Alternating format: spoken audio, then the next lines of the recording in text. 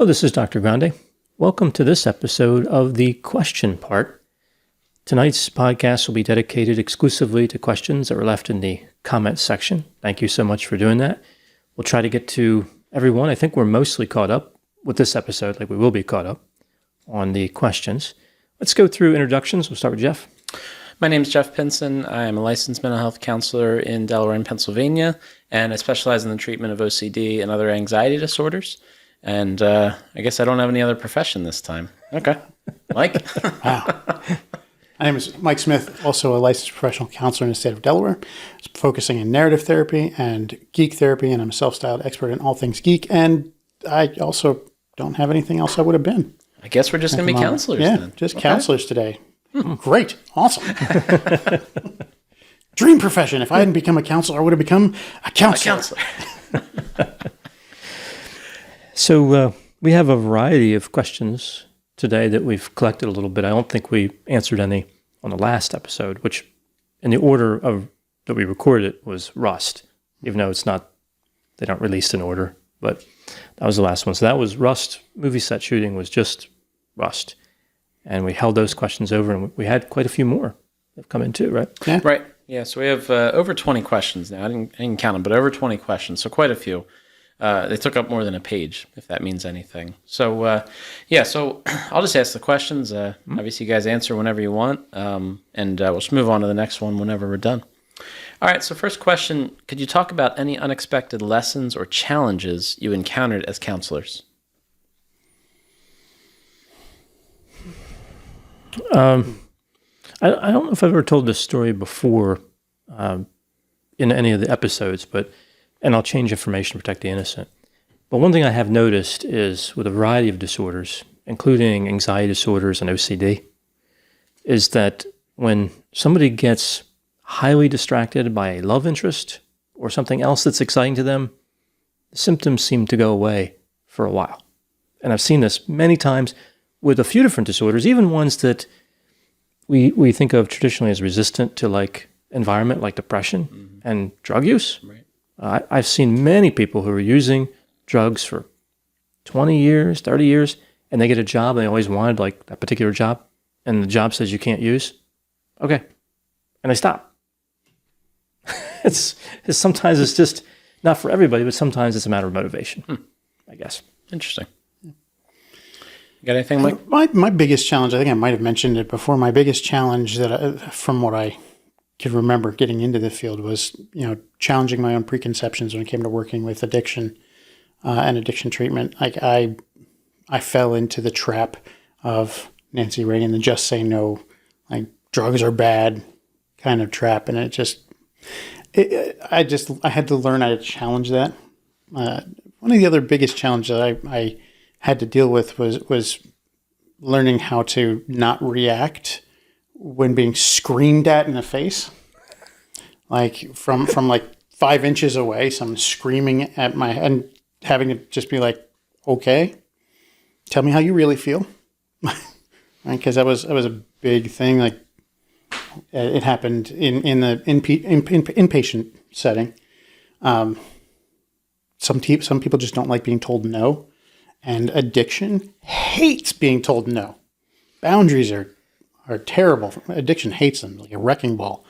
So like I'm sitting there behind my desk, and I had to tell a client that they couldn't have the thing that they wanted to have, and just got screamed at for 5 minutes, and I had to sit there and just kind of not react.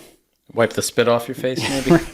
I was just like, I wanted to act like I was in the old. What was it? Magnavox commercial, or was it Philips? The guy sitting down in the chair, he turns on the thing, and all of a sudden, the sound is blowing him backwards. Yeah. Right? Which one was that? I have to look that up. Yeah, that was some type of commercial. Yeah, it was for a sound system. Back in the 80s, I think. But yeah, I just felt like I was like a Back to the Future moment. Yeah, I felt like I was being blown backwards by this person screaming at me, and I was just like, "Okay, are you done?" And that was a big challenge for me because of some things in my past with people yelling and screaming when I was a kid. It's very, I don't want to say traumatic, but it was very impactful on me when this client just started screaming at me. The first time as an adult, someone screaming at me in the face, And I'm kind of trapped at that point. Like, I'm behind my desk. The only way out of my office was 10 feet on the other side. I had to go past them to get out. But I had to not react. And that was a big lesson for me. Yeah, remaining the professional there. Yeah, for me, one that I'm learning right now is something like the more like uncomfortable side of counseling, in terms of being able to deliver, I guess kind of similar to yours, Mike, like not necessarily saying no, but being able to deliver news the person doesn't want to hear, but is best for them in the long run kind of thing. And it's just accepting they're not going to like that. They're not going to be okay with that. They're going to argue it. They're going to do whatever. But, you know, I know it's the best for them. And, of course, I'm doubting myself at times. And we got to deal with that, too.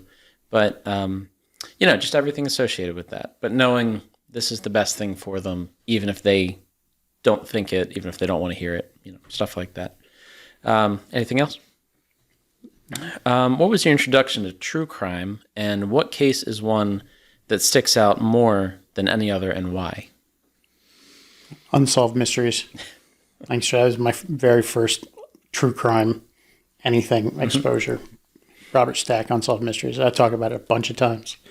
It'll never not talk about it because it was such a big part of my life. It's still something that I'll put on in the background when I need background noise.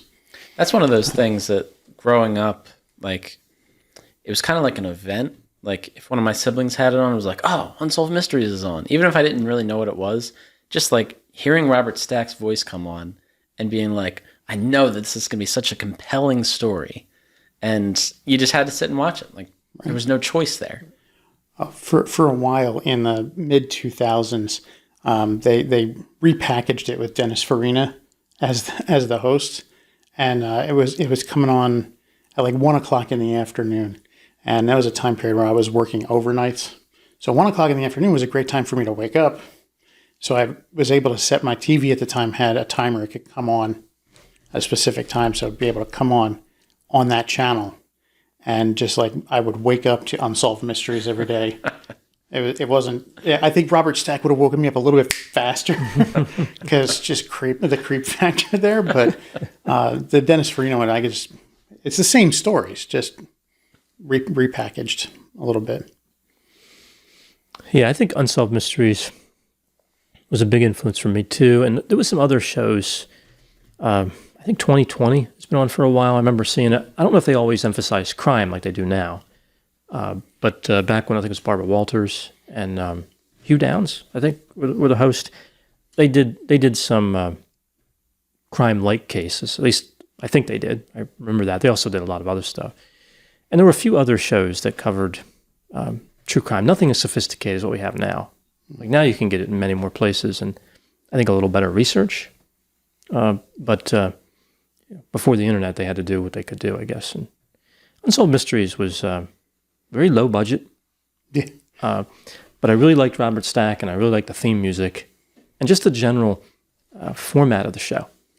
I think just they mixed in some alien lizard stuff, sort of, right? The paranormal, which Robert Stack apparently did not like. Yeah, I mean he did like the lost love sections though. The orphans that they ended up finally making connections. They connected, I think, more like 70 people back to family members that they had lost, and that was amazing.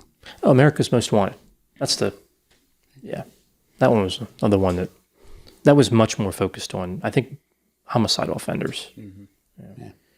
Yeah. John Walsh. Yeah. He's still around. Yeah, he does something with his son now, or his son does something similar, I think, too. Oh, does he? Yeah. I know that John Walsh spoke up during the Brian Laundrie thing. Mm-hmm. Mm-hmm. And, his son was doing something with that. That's where I learned that his son was involved somehow. As for cases that kind of stick around and stick out, I can't think of a specific one that really strikes me, but I do know that I love a lot of different true crime shows. And Investigative Discovery had a show called On the Case with Paula Zahn. And it was a great show. They do a really good balanced report on what's happening with any given crime. But I found myself like watching that show going, wait a second, I know this case. Where do I... This was an unsolved mysteries case that was solved. Oh my goodness. Like this happened with that particular show. That's happened like 10 or 20 times. Like it happened like repeatedly enough that I'm like, I know this. It's one of the reasons I actually like that show on the case with Paul is on, just because it ends up hitting those old stories and giving a little bit more detail than I were able to get on Unsolved Mysteries. Yeah, to some extent, really any of the long-running shows have covered so much. Like, I'll see a case come through, and I'll be digging in the research and writing up the outline, and I'll stumble on like an old 48 Hours. I never even knew. Like, I haven't watched all of them. I think I've watched most probably, but not every single one. And like, oh, they covered it, and you know it's going to be good. You can go pull it up. I think it's on Paramount Plus. Mm-hmm. You pull it up and watch it. It'll give you something new. I was just watching some old episodes before I came over tonight. There are a lot of good 48 Hours. Yeah. I would say, I was going to say America's Most Wanted because it was like kind of contrasting Unsolved Mysteries, but at the same time, it's like similar themes, but also more current things like, here's something you can do, America. Like, catch these people, And John Walsh had like the perfect way of presenting that. Like, you can help. Here's the way you can help. Look for this person, call this number, etc.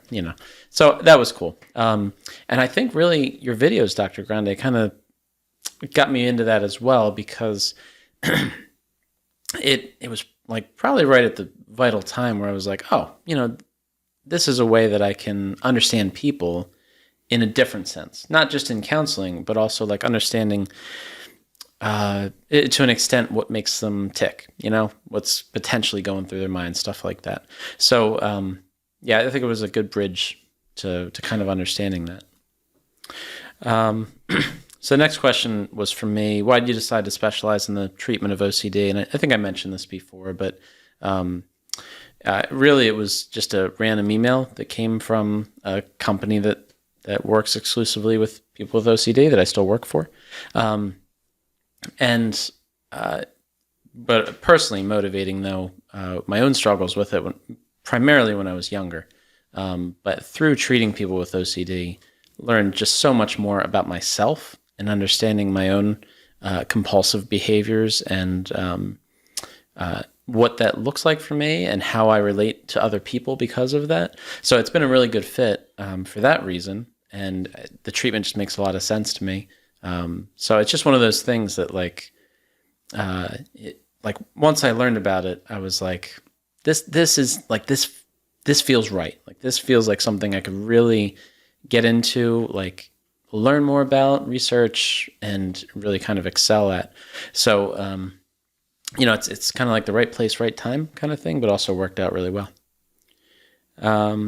Why is Dr. Grande the only one who doesn't have headphones on? And there were definitely conspiracy theories around this. There were. Yeah, what is it like? You're getting fed information. We're getting fed information. Yeah, so we're getting fed information, but you already know it or something. Like you're so smart, you already know it, but we have to be fed something like that. Yeah. So I mean, that's definitely true. We're being fed information the whole time. Yeah, I don't wear the headphones mostly because I have hearing aids, and it's not comfortable. To be fair, though, I don't do this, but my hearing aids have the ability to transmit information. Like I can play information, so I could do the same thing with them. I never did it. You can do it like you can set so the TV will play on them. Oh wow! And your phone can play on them. But Bluetooth. But I was worried because like I was thinking if I turn that feature on, I'm doing something and I don't want to hear the sound. It's not like I can just rip the headphones off. Yeah. So I'm like, no, we won't activate that. But yeah, it's just really for comfort. Mm-hmm. I think the reason that podcast people wear headphones mainly is to check the sound. But there's 3 of us, so I'll let you guys take care of that.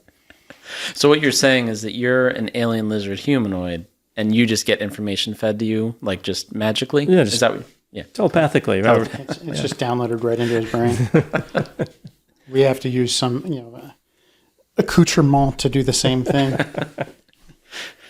Maybe one day we'll get to that level of alien lizard humanoids. We and might. downloading information, telepathy. Yeah, When we molt. when we molt. Maybe we can do that live one day. Maybe a live malting or something. That'll be our Twitch stream Wasn't that for supposed? Patreon people. Right. Isn't that supposed to be the thing with the what are they called? Like the gray aliens? Like they don't have to talk Right. or hear. Their mouths are really tiny and They've evolved to where it's all telepathic. Yeah. Nice. I just wonder how they eat. Their mouths are really tiny and they can't. What is it? Just Reese's Pieces? They have a lot of straws. A lot of straws, yeah. My favorite aliens are from Scary Movie 3, where they came to Earth because they watched a video and they said they were going to die in 7 days, and they thought it was their copy of Pootie Tang that they had to return to the rental store or something like that. So then they meet with the president and they're like showing the aliens how to golf, and they're showing the aliens like, I don't even remember, like how to shoot a basketball or like load a gun or something like that. And they're like talking about how they say hi, and it's just kicking someone like between the legs, and then how they say hi or how they say goodbye or something. And then one of them like uses their finger to use the bathroom, and it's a ridiculous thing, but it has like Leslie Nielsen's in that, and that's good enough for me. Like I don't care what else is about. Leslie Nielsen's in it. I'm okay with it. I don't think I have a favorite alien. There's so many out in sci-fi, but Kang and Kodos are probably up there on the list, along with Vulcans and Wookiees. But Kang and Kodos. They don't speak English. They speak Regalian. Just happens to sound just like English. Go figure, right? Yeah. I don't know if you ever saw the movie Signs Yeah. with Mel Gibson. So spoiler alert for Signs. But the whole movie pretty much is suspense, building up to one scene where you get to see one alien. Right.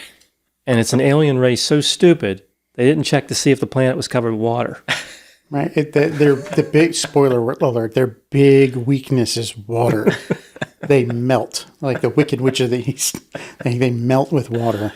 But they came to a planet that's 70% water and didn't expect to get wet. You can see there's like some young junior officer alien in the spaceship. Hey, man, hey, look, you need to take a look at this. Yeah, whatever. Yeah, keep flying. Was that the same one where like, did you actually see part of the alien? Like somebody was in the bathroom or something, and you like, they hear something and then you see something out a window. It's like it's a hiss and you see it in the TV, which is actually a fascinating shot. Yeah. Was there a reflection? There's a reflection in TV, but then they turn and they actually show you the alien. That was the big budget point of the movie. Oh, okay. The rest of the movie is pretty low budget. Yeah. It was a great alien. Except for Mel Gibson and Joaquin Phoenix. And, yeah. That's where they blew all their budget. I mean, otherwise, did a good job. Otherwise, all they needed was corn, I think, was the only other thing. Everything else was corn. Yeah. They lost a baseball bat. A prop got destroyed. And a car, I think. Right there. I think that prop car was supposed to be destroyed, though. Yeah. All right. What is each of your favorite video game and video game music and or song?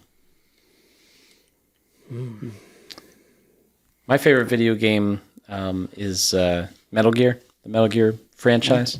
And that's really that's like 75% of video games that I played as a teenager. Probably the last video game that I played also, like after I just, couldn't play it, like didn't have the time to play it anymore. But like, I still think about those games often. Like they were like integral to my childhood just because they were so well done. And I don't know, they were so long too, so much content there. So I'm glad that they're still going. Like they continue to make other ones fairly recently, I think.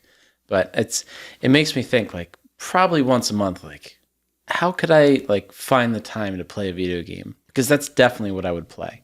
And the music's good there too. But I don't know if I have a favorite video game song or music. I have to think about that one. I mean, there are always classic video game music like Mario Brothers, Legend of Zelda. Those are things just like pop in my head and go bopping along through. My favorite video game is actually a franchise, Assassin's Creed, one of my favorites, just because it's the free open world sandbox kind of thing, roaming around. And the graphics are amazing, and I'll spend more time hitting up historical spots than I will actually proceeding through the storyline. Is that like a Grand Theft Auto 5 type of a thing, except with an assassin? Sort of. Yeah. It's set at different points in history, and it's actually really interesting that they Ubisoft Montreal, the people who make the game, actually do a lot of actual historical research on their creating these games. In fact, when Notre Dame burned a couple of years ago, they actually had original plans to the cathedral because they'd been researching it, because the game they had done at that point was set in during the French Revolution. And so they wanted to build it as meticulously as possible in the game. They were able to use the game scaffolding and the plans that they had from historically to provide that as a resource to the people doing renovations to rebuild the cathedral, which was amazing. That is amazing. So they do a lot of research on it. It's one of the reasons why I'm so impressed with it, and why I keep playing these games over and over again. But my absolute favorite piece of video game music actually comes from an old Sega game called Earthworm Jim. It's a side scroller, not even a great game, but in one of the levels, it has this it starts out with this just epic dark music that and then in the mid 30 seconds in, you just hear the record scratch. And it just goes to something like really poppy and upbeat. It's just like, bum, bum, bum, and it's really fun. That's my favorite piece, just because in that game, like you're playing, and it's just, this epic music starts. It's just like, oh goodness, this level's gonna be terrible, and then just boop, instant change. It's great. Nice. So I played a lot of games. When I was young, video games came on the scene in the late 70s. Combat, I think, was the very first game I ever played on Atari 2600. Then Space Invaders, which was kind of a waste because you could only go left and right and shoot. You couldn't even use the whole joystick. Like Joust, it was limited. One access was eliminated. But Pac-Man, Night Driver, Asteroids, Centipede, a lot, from that era. And then kind of moving up to PC, like F-15 Strike Eagle, Silent Service, Auto Duel, which I think is actually I believe it's freeware now. I saw it up somewhere, and I was looking at the total size. I think it was 248 kilobytes or something. 248 kilobytes. I paid $30 for that game. Or 20. Frogger. Oh, Frogger. Yeah, I paid $20 for that. It was on a cassette. You had to play it onto the, yeah. Nice. And then kind of moving forward with when the 286 and 386 and all came out, I guess Outlaws. It was I think it was LucasArts. And they had I forget the name of it, but there was a Star Wars equivalent, basically, of that. And then moving out of that, it would be the RTS, like Command and Conquer, Empire Earth. And then the first-person shooters, I think one of the first great ones was Rainbow Six and Ghost Recon. Oh, yeah. I played both as they came out. They're totally different in terms of the range you're engaging at, but both are excellent. I was playing those ones when I was first attempt at college, right out of high school, playing those as they came out. Yeah. Our dorm floor was all networked together, so 5 people would just jump in and just team deathmatch.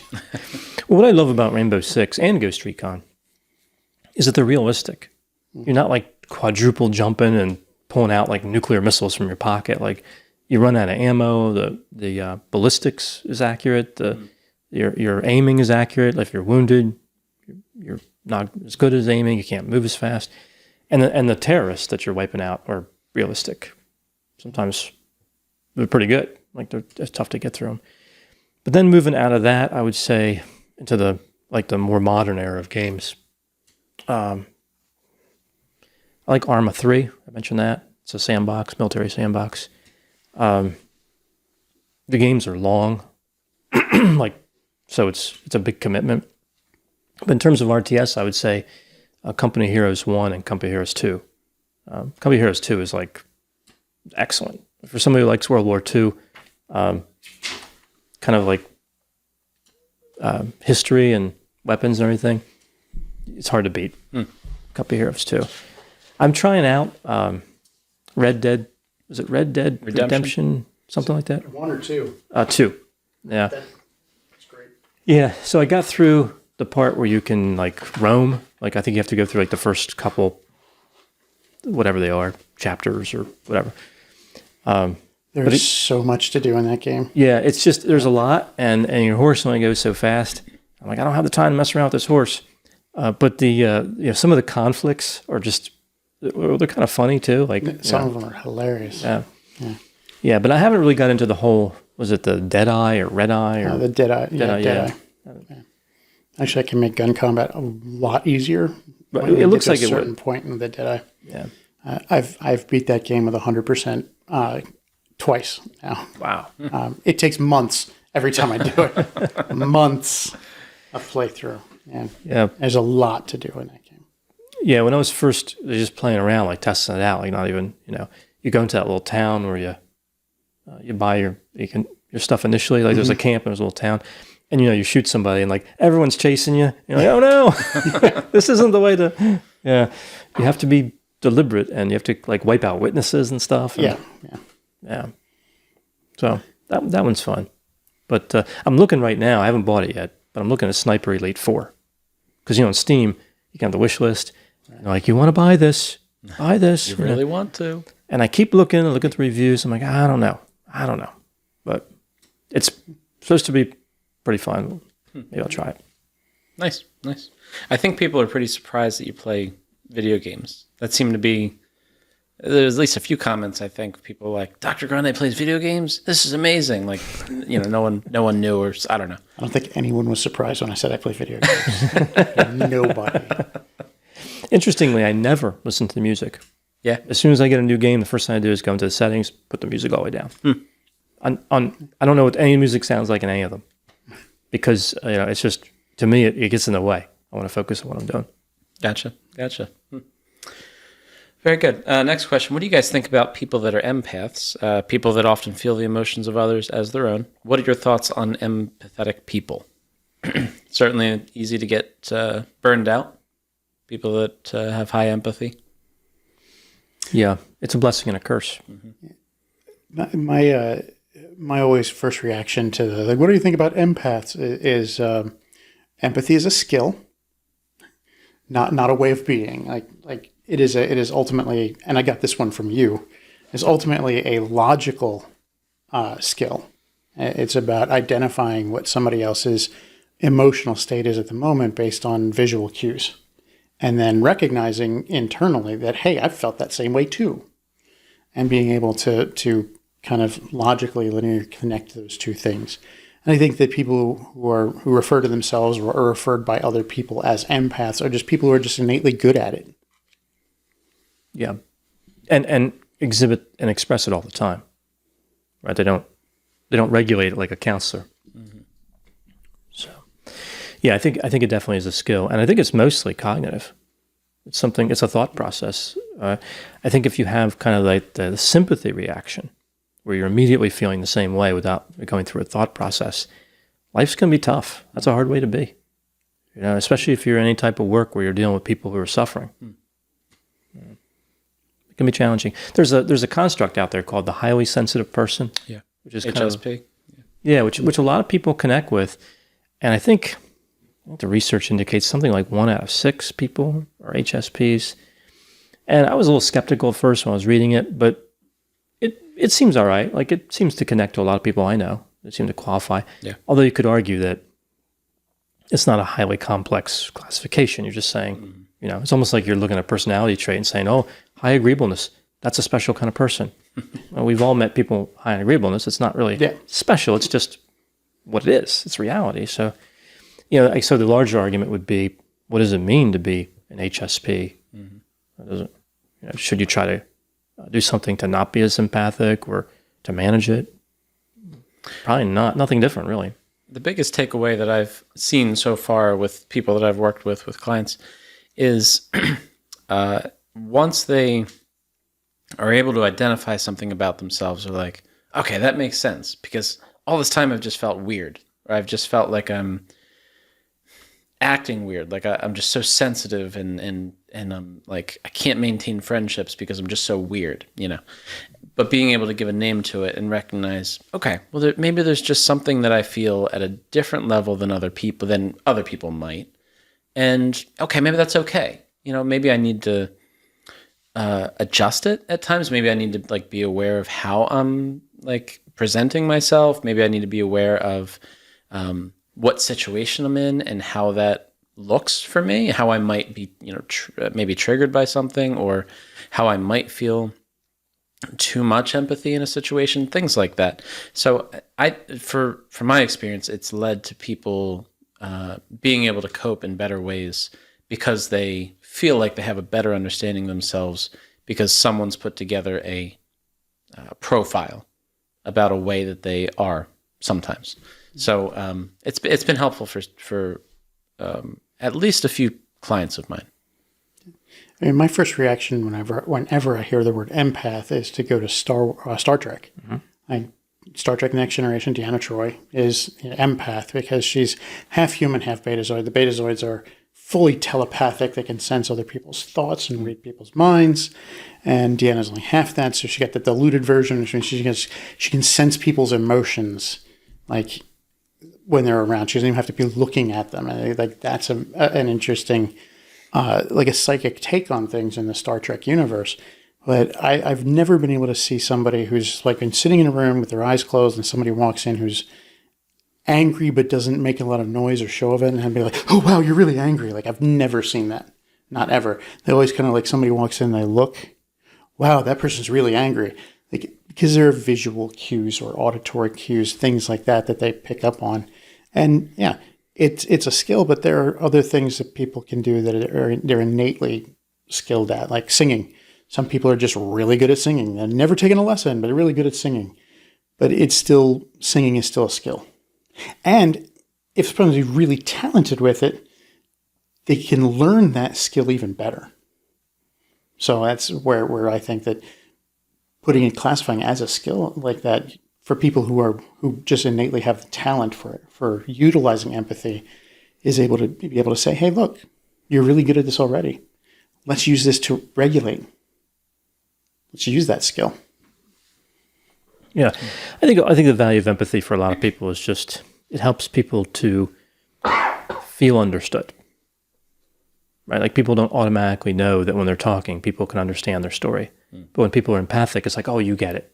You're feeling the same way I'm feeling, or at least you understand it at a cognitive level how I'm feeling. So that's, I think it speaks to kind of communication in general. There's a lot of people talking who don't feel like anyone's listening or understanding. So empathy makes a difference. Yeah, absolutely. Next question is, do you have a cameraman? And we do. It's Sam. He's also our producer.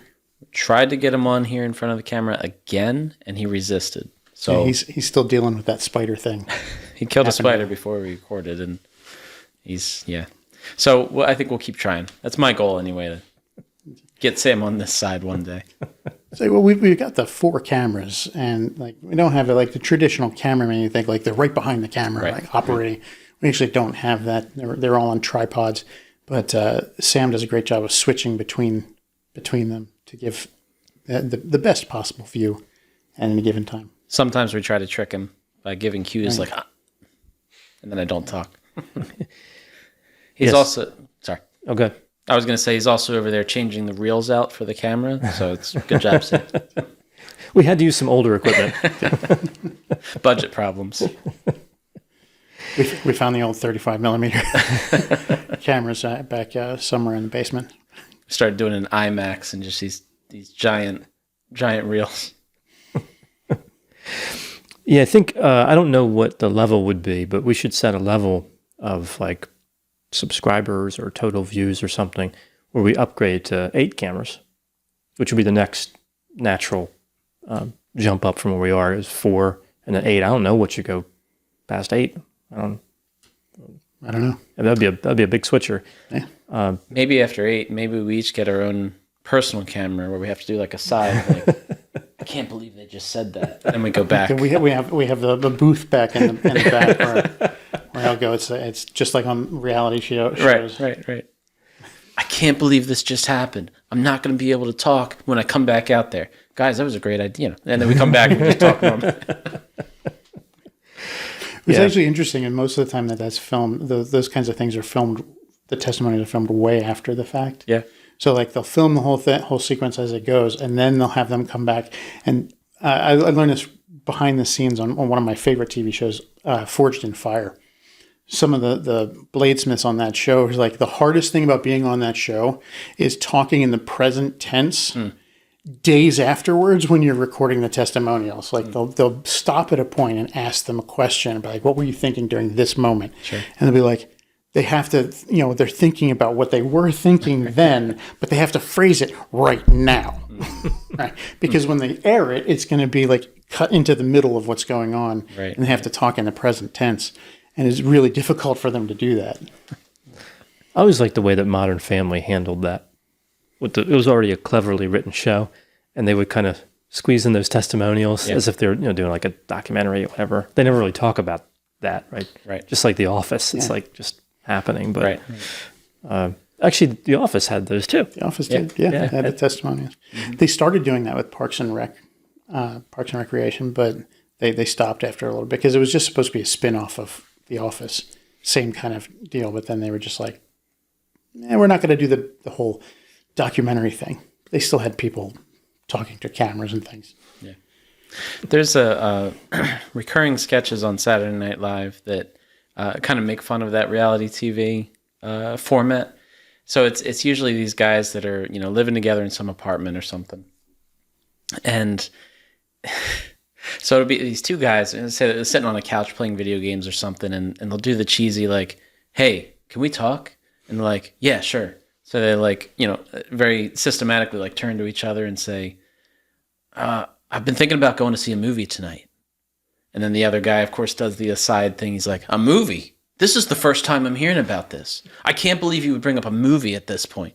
And they go back and say, "I think we need to talk more about this." They'd go to like another area in the room and be like, "So you talked about a movie.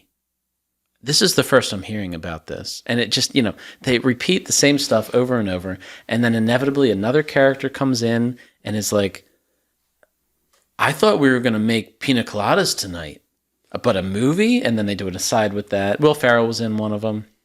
But my favorite part was out of nowhere, this like, they're talking about all this and the one guy says, "Oh my God, there's so much drama here. I can't believe this." And then out of nowhere, Tracy Morgan steps in and he says, "Now you got to remember, I'm still taking a nap." And then there's a video of some guy, Tracy Morgan, in a bedroom taking a nap.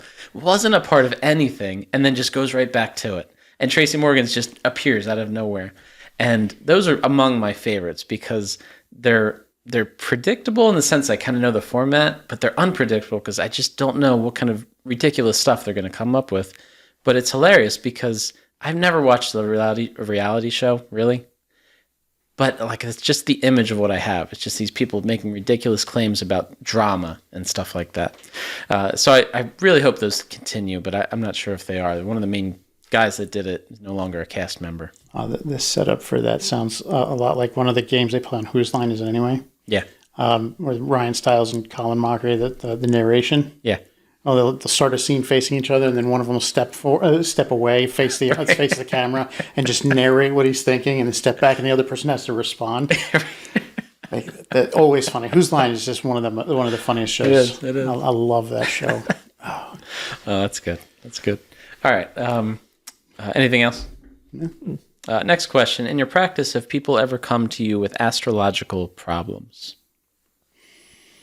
I've got a yes on this one. Oh, the biggest astrological problem I have with most of my clients is their Myers-Briggs personality type. Oh, man. That's most of the time. I've had clients who are really big in astrology, but I tend, much like a lot of religious discussion, I tend to steer clear of it. Not because it's not helpful, but I personally don't believe it, but I don't want to put my judgment on my client. So I'll be like, okay, that's something that you believe. and that has an impact, and your belief impacts your life. So let's talk about how it impacts you. How does it impact you? But I can't think of anyone who actually came in with a specific, like, it's the Ides of March are coming and it's in the house of Saturn and this is going to be. I don't think I've ever had anybody who has had that specific an astrological issue. Yeah. The only time I've really heard it is almost like an aside where people will be like, oh, I'm dating this new person and they're an Aquarius and I'm a whatever. And that means that we should be careful about this or that. Okay. I mean, if you think so, that's what's important. I don't know. I don't understand it. I mean, there's not really anything to understand. It's kind of like a made up mythology, but for some people it's very important and they read stuff in the paper, like a section of paper where they talk about horoscopes. Right. Like they'll say, if you're, I only one knows Aquarius. What's another one? Capricorn. Capricorn. Like if you're a Capricorn, then you're going to meet somebody today who's going to say something nice. Like, well, couldn't you be anything and have that happen? Like, is that really specific? There was a guy, I cannot remember his name or what newspaper he worked for, but he literally wrote 7 of these things, 7 different ones, and just cycled them each day. Like he just moved it over to the left. Like he wrote 7 for each astrological sign, right. And then just like every day just shifted it over one. So like Monday Capricorn would say this thing, and then Tuesday it would be over to the next sign. It'd say that exact thing would be over to the next sign, because.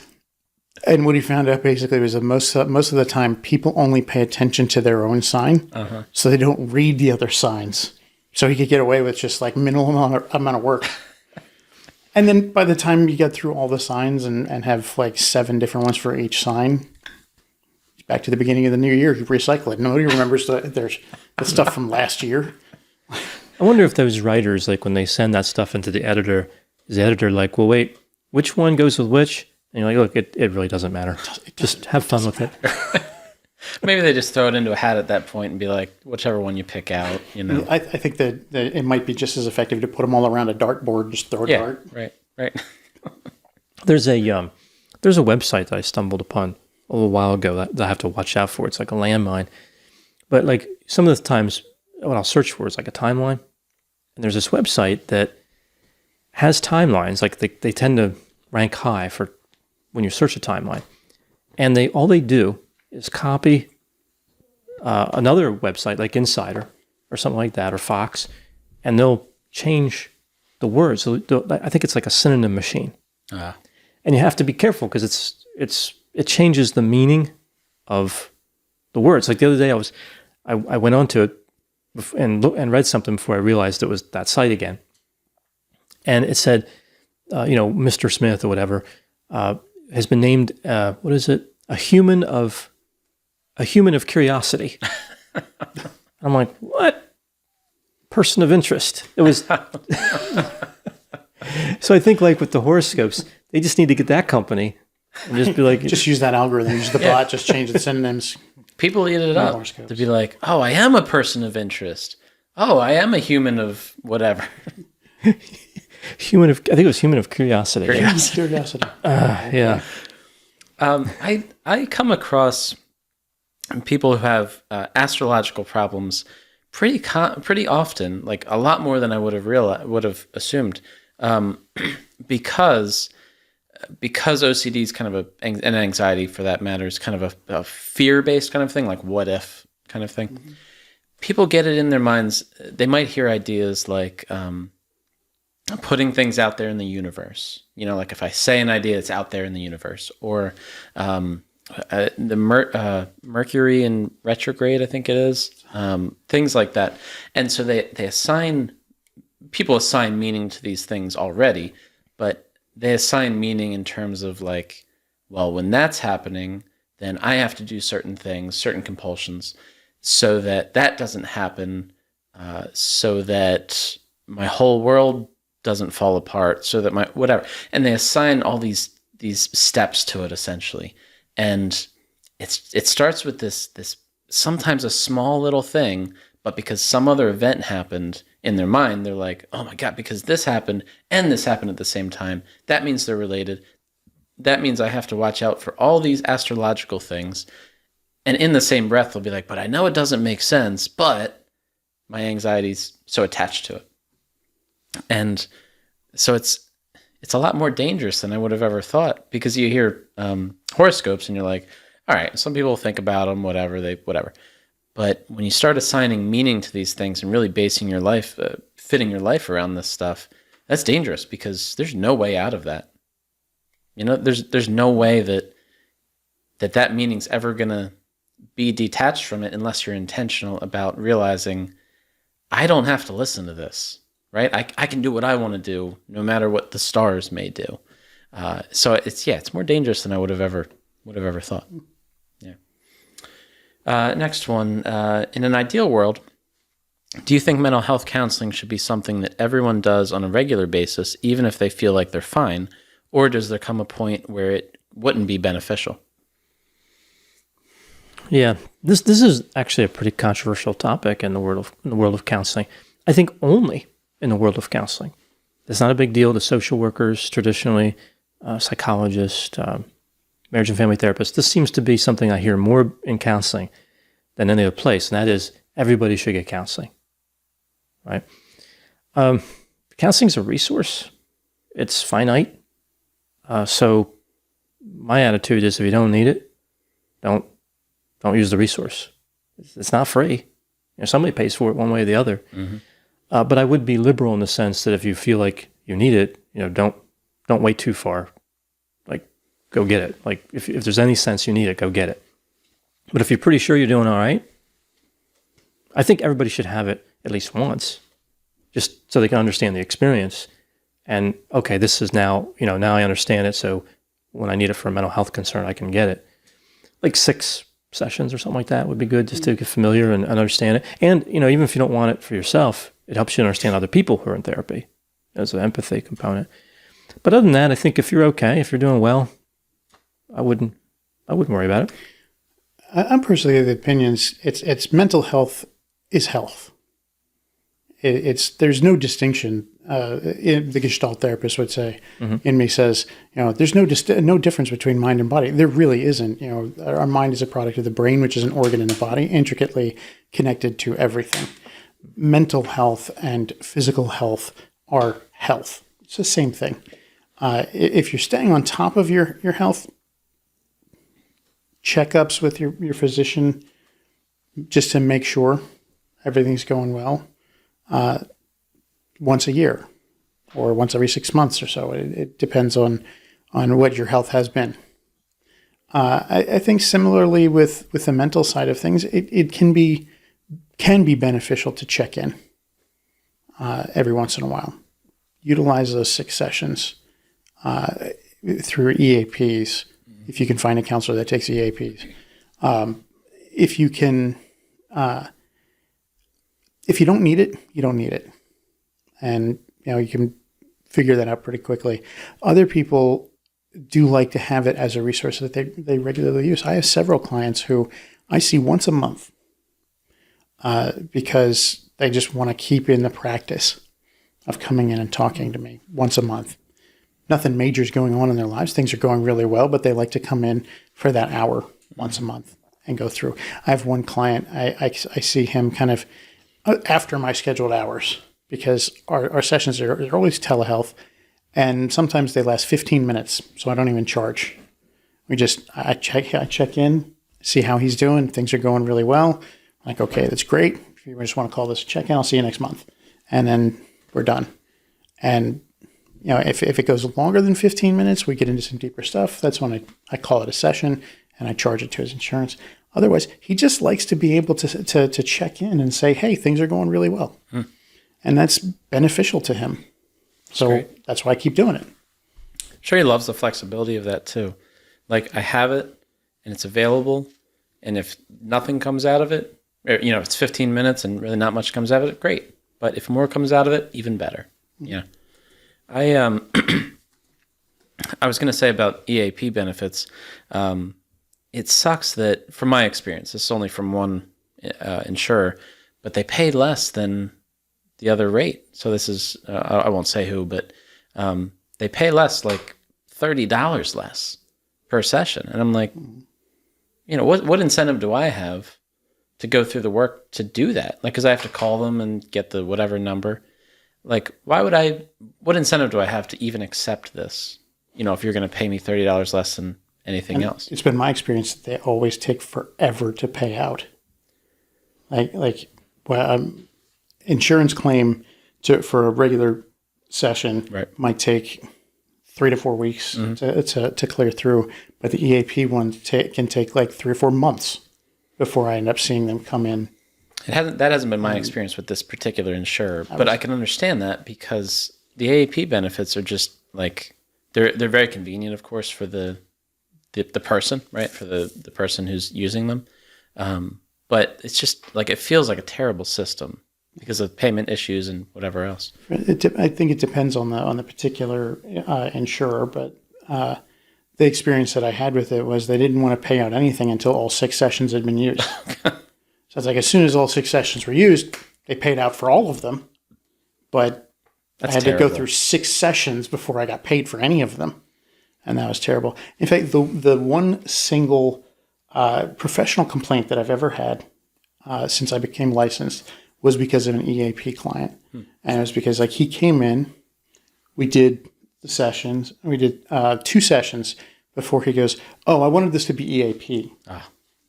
And the billing code we have for the initial intake session is different from a standard session. So I had gone back and changed the code for the regular sessions. So, 6 sessions or 5 sessions were covered under EAP, but the billing code for the initial intake session was different and was covered by his insurance. He had no out-of-pocket expense at all. But he still noted that it was not the EAP session and complained to the insurer about it. And I finally ended up having to have the practice owner go in and change that billing code back and got it resolved a year later. Wow. It just sat open for a year because he kept at it. And he was really serious. Like, this has to be EAP. Like, how does it impact anything? Doesn't make any difference. Doesn't make any difference whatsoever. But it had to be the EAP one. He was stuck on that. That's the only professional complaint I've ever had. Well, it's an insurance. It's a complaint to an insurance company. It's not a real complaint. Yeah. The only thing I was going to add to this question was kind of similar to what you guys were saying, just that it's kind of having a third party, someone who doesn't have a stake in the game, just to be able to talk to. For some people, that's enough, and just being like, I just want to come and vent, unload, whatever they might want to call it. Even if it's once a month, even if it's every so often, even whatever it is. Now, of course, some people need more of that intense, more of that consistent. I see every week, maybe twice a week, depending on the person, But I would probably align more with that. I like what you said, Dr. Grande, about everyone should experience it at least once. Just to experience that different side of things. There's a lot of people we know that a lot of people, and we know a lot of them, I'm sure, that aren't open to it. Or like counseling, I would never go see a counselor. There's nothing wrong with me, or I don't want to, or I can do it myself, whatever they might say. But being able to be vulnerable enough to realize, maybe talking to someone else is important. Maybe talking to someone else is helpful. And for everyone that I've had that said, I wasn't really sure if I wanted to do this, overwhelmingly, the response is, I'm so glad I did. Not because I'm such a great counselor or anything, but because it was meaningful for them to be able to just talk about things in a way that they may not be able to in any other setting, which makes sense. You're not going to go to significant other or friend and just unload on them for an hour like you can in counseling. So, yeah, I think that makes sense. I used to tell client families when I was up at Eagleville, I would talk to them about the importance of their loved ones staying in counseling once they're out of treatment. And, I would frame it as like, it's important for them because they need to have some place where they can go and vent and talk about things that are bothering them. And then I would look out at this audience and say, and I know what you're thinking. You're going to say, well, I'm my family. You can come talk to me about anything. And I'm like, that might be true right up until the moment when their problem is with you. And then you're not going to want to hear it. Right. So the therapist is going to be that person they can go to talk about those kinds of things and figure out how to resolve some of those issues that they might have with you and be able to get it off. And sometimes you're right. They just need to get it off their chest. Other times they need a little bit more of a therapeutic intervention going on. But that was my fun part of explaining it to people. All right, next question. You guys cat or dog people or both or neither? Oh, primarily cat person. I have 6 of them at this point. I think I may have mentioned this in another video, but I had 3. My now fiance had 2. When she moved in, she brought her 2. And we just kind of blended them, and we had 5 for a while. And then we got the accidental kitten that we found on the road. So now we have 6. I always wanted to be a dog person. I like dogs. But until she moved in, I never had one. My parents refused to allow us to have a dog at the time. Like my mom is a bigger cat person, and she was always the one who was like, I'm not going to be the one walking this dog. And I know that if we get a dog, I'll end up walking the dog, so it's not going to happen. She wasn't wrong. Yeah. She was not wrong. I guarantee it.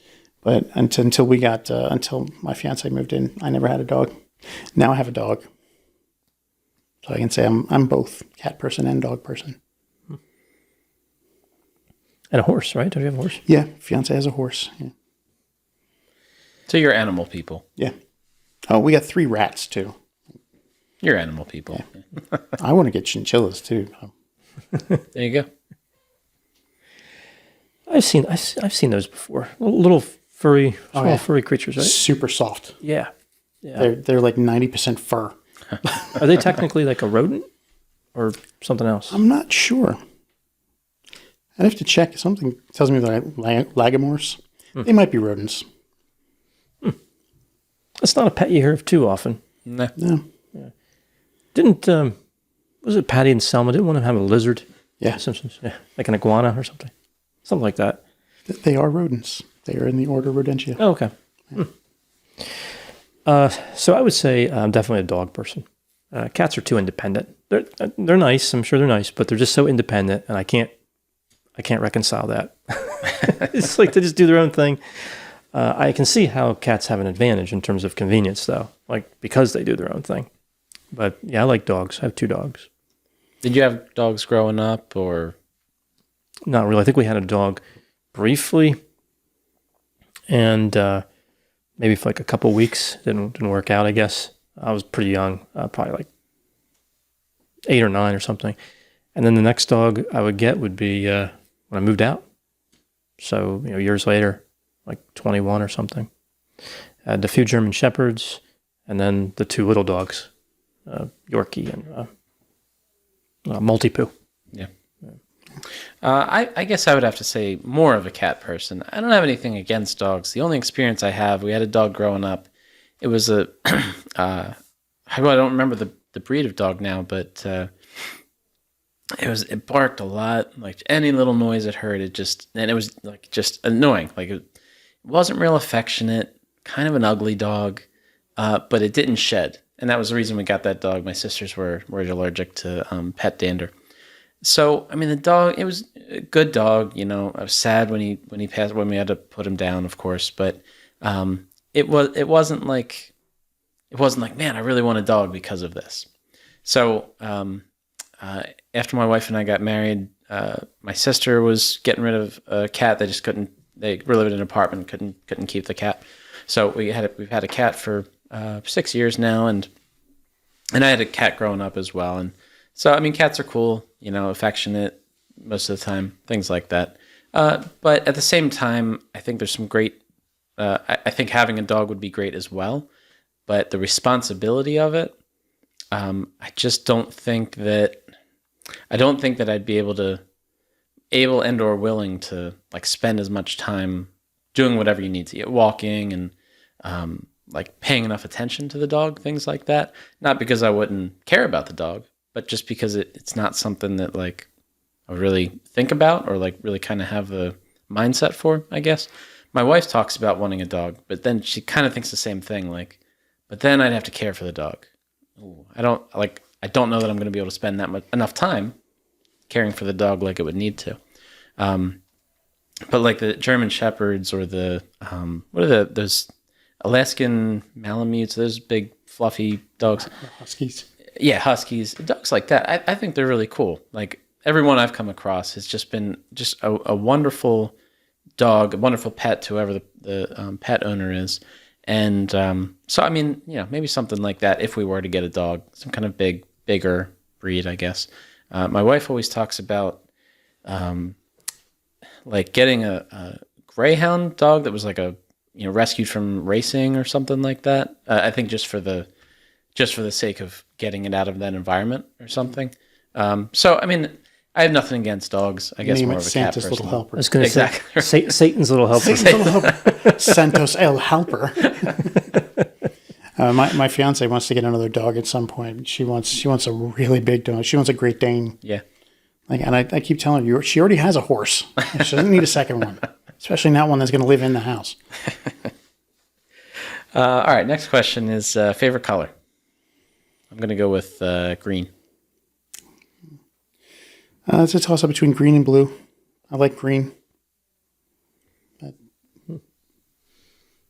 I'll go purple. Nice. Like a deep purple.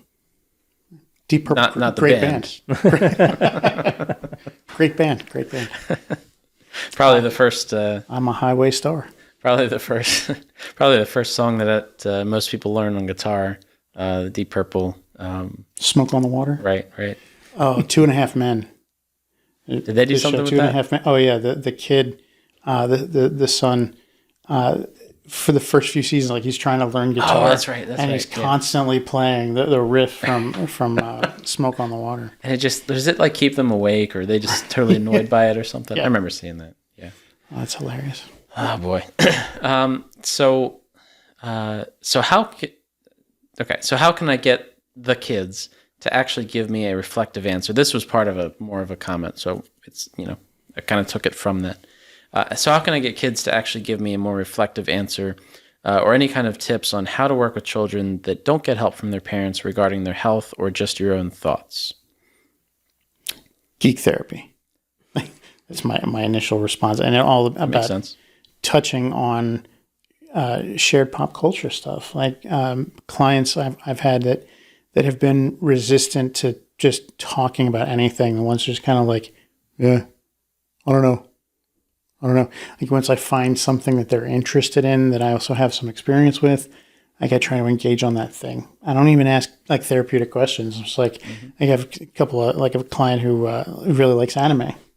And when we started, like I spent like 2 whole sessions with him just talking about animes that we've watched, and and every once in a while we'll just geek out on a session, but like just one topic about one anime that he likes. But then every once in a while I'll be able to get in and be like, okay, so the problems you're having with your parents are kind of like this, and throw in that shared language we have because of those shared animes, and then he's able to be like, wow, it's true. And then he then starts to open up about those kinds of things, and it actually works really well because it builds that connection. It's one of those things that builds rapport, which is the biggest indicator of positive outcomes, and it helps to build a shared language, which makes it easier to communicate, and then you can use that to kind of help build insight and build reflection. I think that's a really, really good point. Kind of meeting them where they're at. Works with adults, but works with kids as well, especially those that, and of course, we see it commonly working with teenagers or kids in general, but those that are just, one-word answers, or I don't know, whatever. But meeting them where they're at. And I think not really having, to your point, Mike, not really having an expectation that you... of where you'll be in terms of therapeutic stuff and when. So it might be a few sessions of just building rapport, just trying to understand what they like and not trying to push that, because that might just push them away if you're just going too hard too quickly, trying to get right to the point, instead of meeting where they're at, instead of finding out how they're going to respond and the best ways they're going to respond. And it takes patience, and it's like pulling teeth sometimes. You might just want to rip your hair out. That might feel better sometimes. But you kind of, for me, I try to put myself in their shoes, and all the confusion one experiences as a teenager and as a kid, not really understanding a lot of things about yourself. And now you have an adult trying to, ask you these deep questions or just trying to understand you better. I can understand how that would be intimidating maybe, or why one might want to say, I don't know, because you probably don't. You probably don't really understand what's expected of you and how to get to that point. So I think in those situations, acting like a kid sometimes works well for them, like being kind of silly, depending on the kid or the teenager, and showing them that it's not just this stuffy, I'm an adult, you're the kid here, but it's like, I can be silly too. We can act in a way that isn't just what you might expect as typical counseling, but that we can kind of be on the same level, and that's okay. So that I can meet you where you're at, and we can get to a depth that's meaningful. And therapy doesn't have to be a dour and dire, sad affair. I mean, it often ends up being downer discussions, especially when people are struggling with depression and sometimes with anxiety. But sometimes you can elevate it. Some of the best sessions I've had are ones where we've ended up laughing through half of it, just because those are good sessions. Like, people feel a little bit better, and they're like, wait, I didn't realize I haven't laughed in like months. And it's like, good. Now you have. Now you know what that experience is like. I think one of the most powerful like geek moments that I had with a client was a client. We both really loved Star Wars. He was a young client. I think he was like 15, and he'd never met his biological father. And then the guy showed up in his life, and he was like really struggling with expressing how he felt about that. And he would give me the whole, I don't know, kind of thing. Like, his mom filled me in about what was going on. He's like, I don't know. So I'm like, hey, how do you think Luke felt at the end of Empire when he heard Vader say, I'm your father? And like, he's like that really helped him to be able to open up about it, thinking about it from a different perspective about how this other character might have felt. And he started voicing that. And then, like, I could almost see the wheels turning in his head, where he was connecting that back to himself and using that as a way of speaking out about what he was feeling without having to get vulnerable enough to say, this is how I'm feeling. And like, those are the kinds of things that can really work. Yeah, that's good. Yeah, silence can work too. Now, we're specifically trying to get more reflective. Deeper answers maybe not, but just talking. A lot of counselors forget about silence because they're uncomfortable with it. But you can do a lot not saying any words. You can appear interested.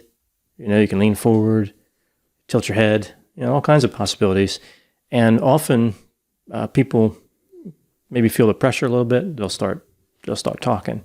And you want to make sure you don't judge that. You want to be excited about whatever they're saying and encourage that. But yeah, silence is, I think, one of the hardest skills to learn. It's something feels like you're cheating when you're not talking as a counselor. It's like, I should say something wise here. Nope, keep your mouth shut. That's the most wise thing I can do. All right, I've decided. This is the best move. Yeah, right. Man, it's just literally putting your hand over your mouth. And you kind of look wise, but you stop yourself from throwing out something that might make all the progress go away. You look like a typical like statue that people think of as wise, like whatever, my old statue of like just some guy like this.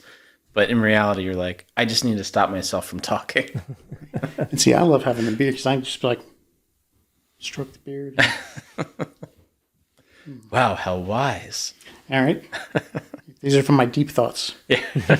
The higher up you go, the deeper it gets. Is that what it is? It's the long thoughts. Like beard, you're saying, short thoughts. Right. I can have really long thoughts. Wow, Wow, Mike's thinking forever. This is great. All right, next one. What's your favorite or most memorable Simpsons episode and/or character? Well, my favorite character is definitely Troy McClure. The late Phil Hartman. He was murdered in 1998 by his wife, Bryn, I think her name was, in California, which is terrible.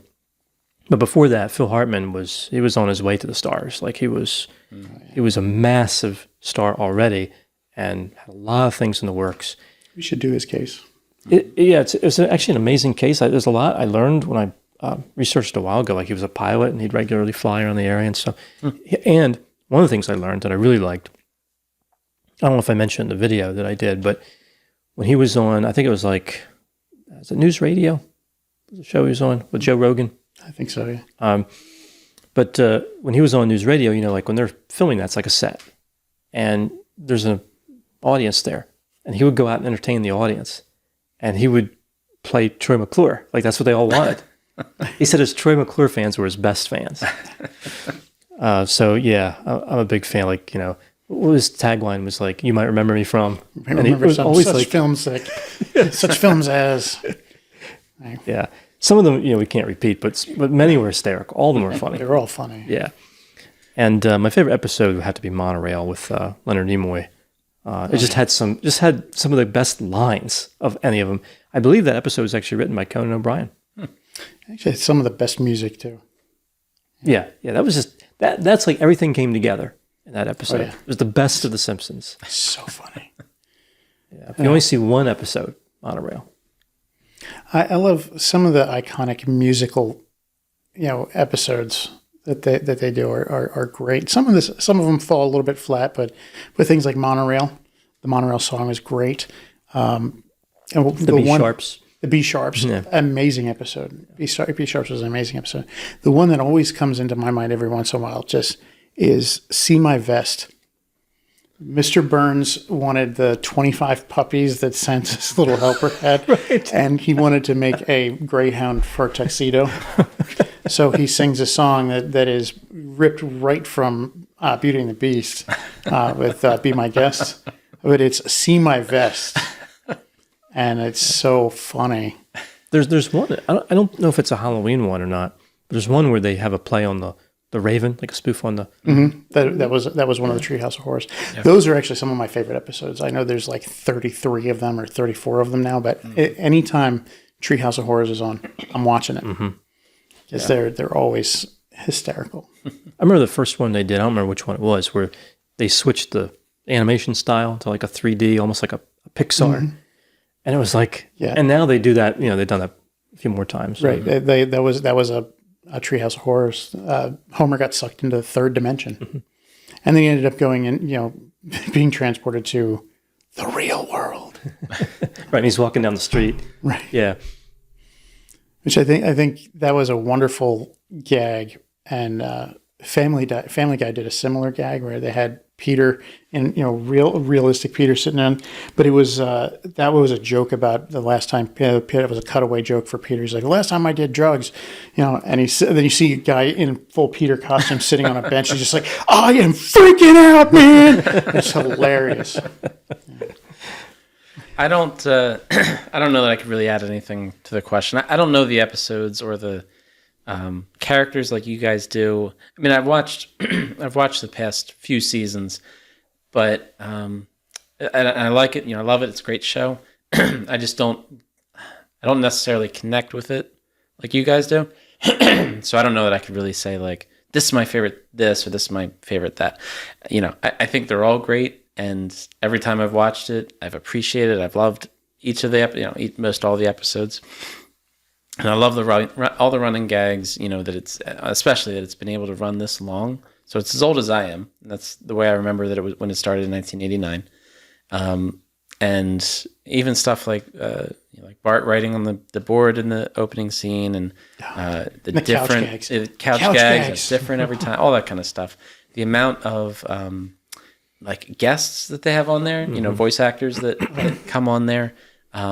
You're not a celebrity until you've actually had a voice on Simpsons until you've done that. Yeah, the quality of the writing, the quality of the jokes, the intellectualism there, like just how much they think through these things, and it's just everything's on point when they deliver it. You know, everything's thought through well, and just it's all so tight and packaged so neatly, but with such humor and yeah. Oh, the perpetual motion machine joke, that gag. There's so many intellectual gags. It's really funny. And I might have mentioned this in another of our episodes, but it's one of my favorite gags I ever did. Was like Lisa's having a lot of problems, and she's pulled back, and Marge and Homer are laying in bed, and Marge is like, "You should really talk to her. Like she's having some really real problems."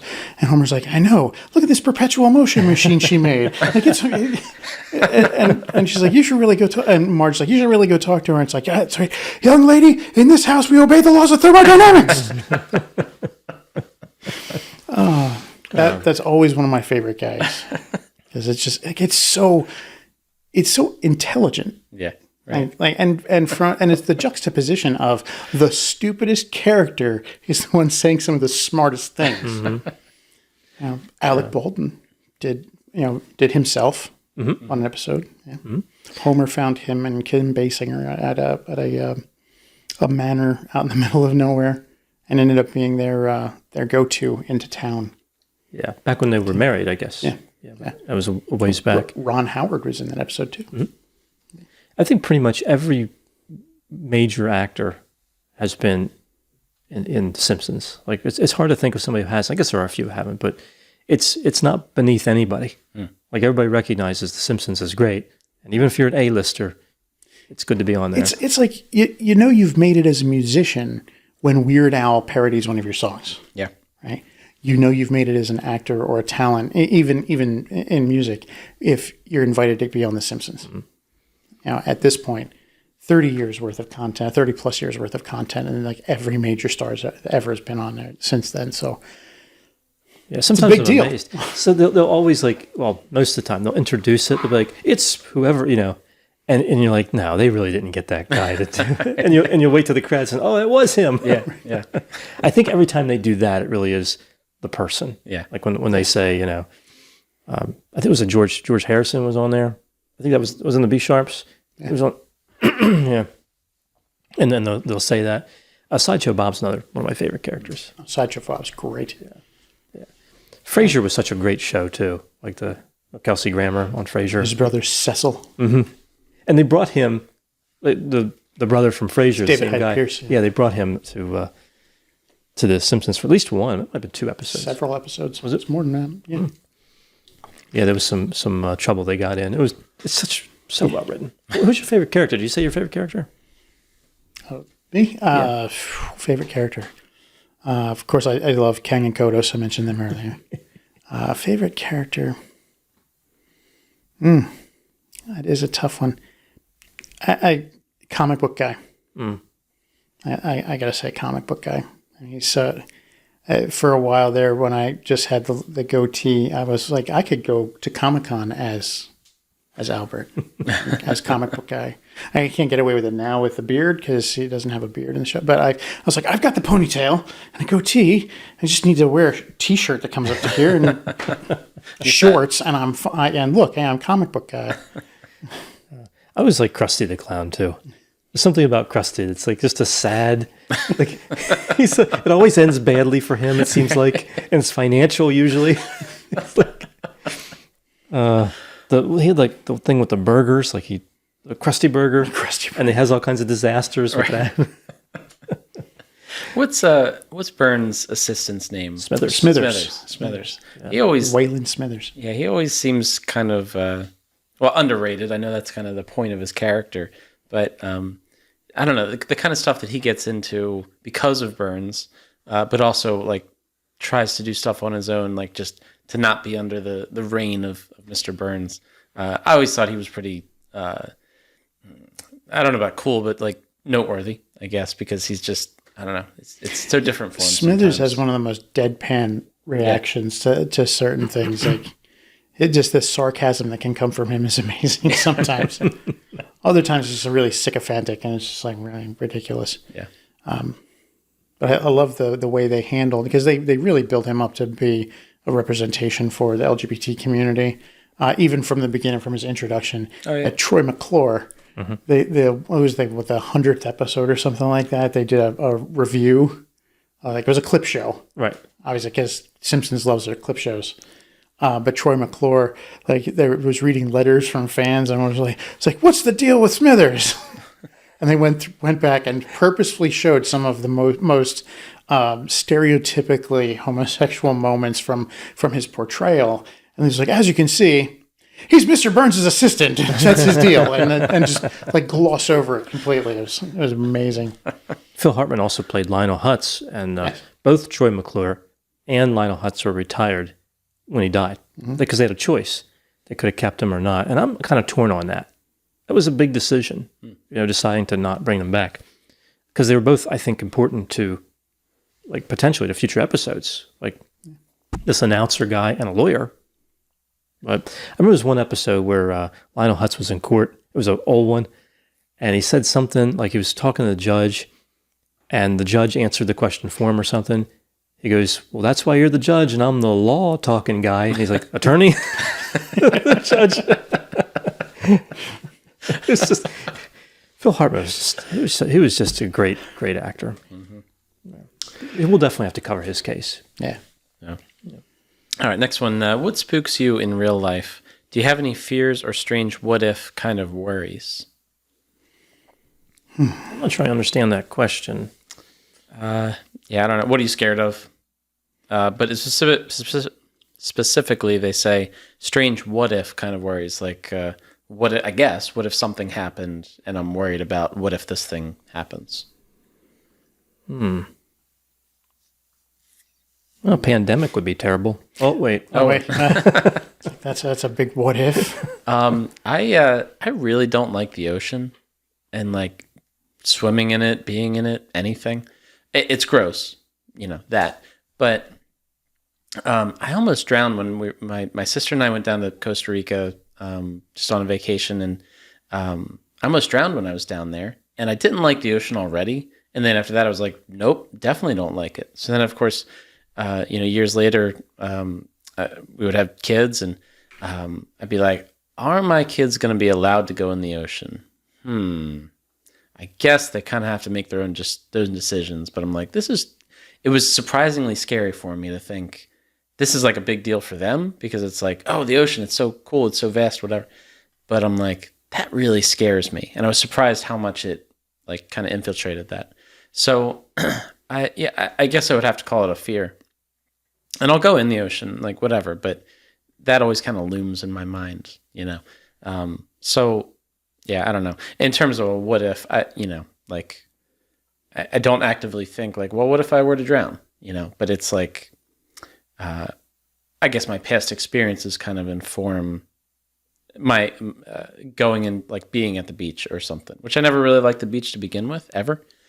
But after that, it was like, no, I definitely don't like it now, So I guess that would be my, I think that's the only thing I can think of. Not a big beach goer myself. I think the biggest anxietizing thing I have that goes on is... Anxietizing, nice. Yes, Nice. anxietizing. Well, that's a narrative therapy thing, is gerunds, like add gerunds to everything. Yeah. Like, and if you can make a verb out of something, it becomes less about who a person is and more about a thing that they do. Yeah. But the biggest anxietizing thing that happens to me occasionally is it's in covering certain true crime cases. The more research I do, and it's specifically things like Richard Ramirez or the Golden State Killer, ones where it's like truly random. Like they're just breaking into people's houses. There are times when I'll be laying in bed at night and I'll hear a sound, and there's always sounds in the house because there's 6 cats and a dog. There's always something going to be knocking something over, and it'll be like I'm suddenly awake. Ramirez is here.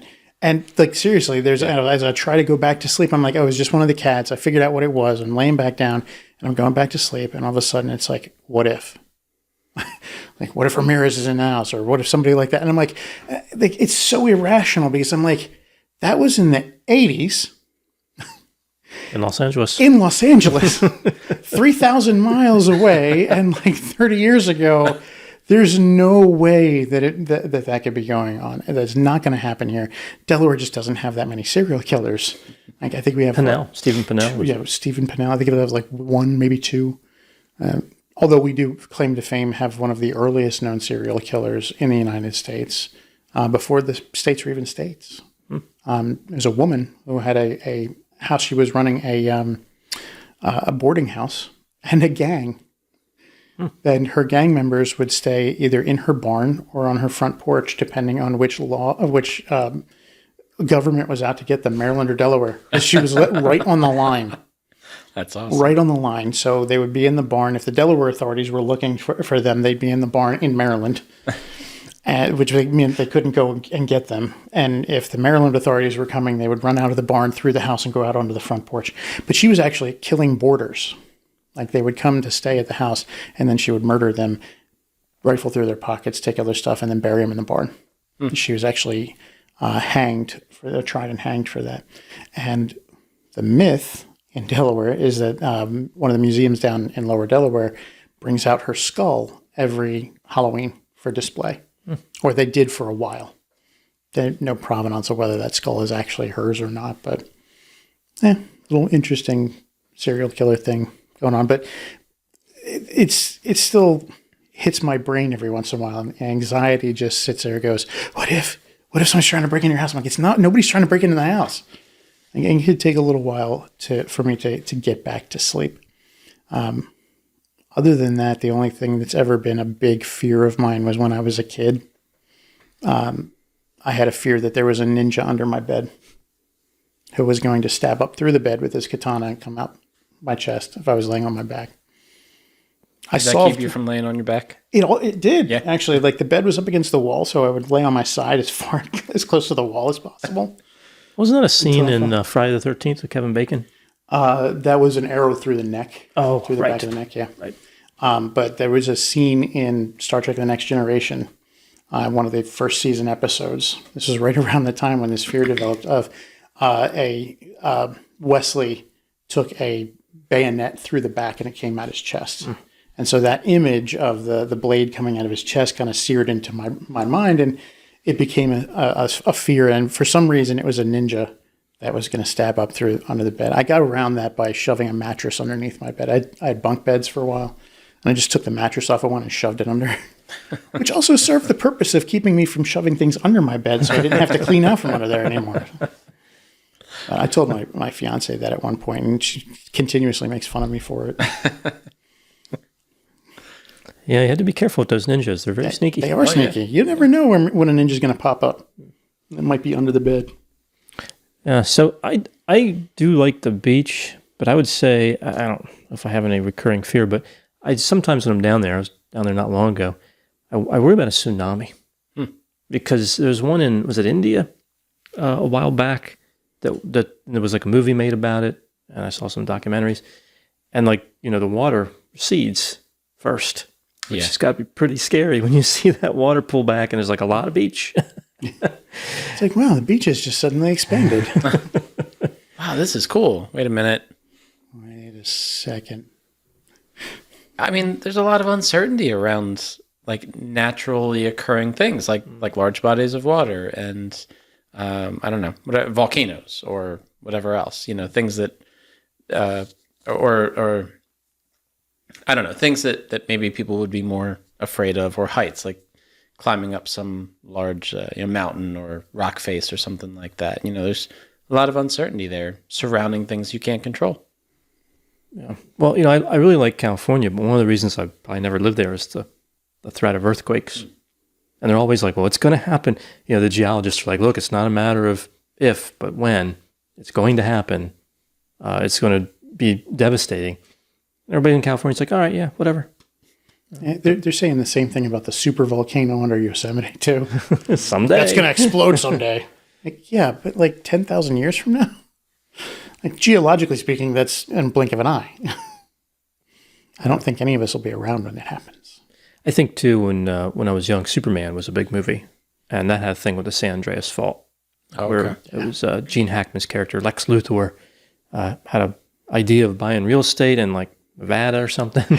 And then Sinking California. Yeah, he fired nuclear weapons at the San Andreas Fault to blow it up so that they would fall off, and he would have beachfront property.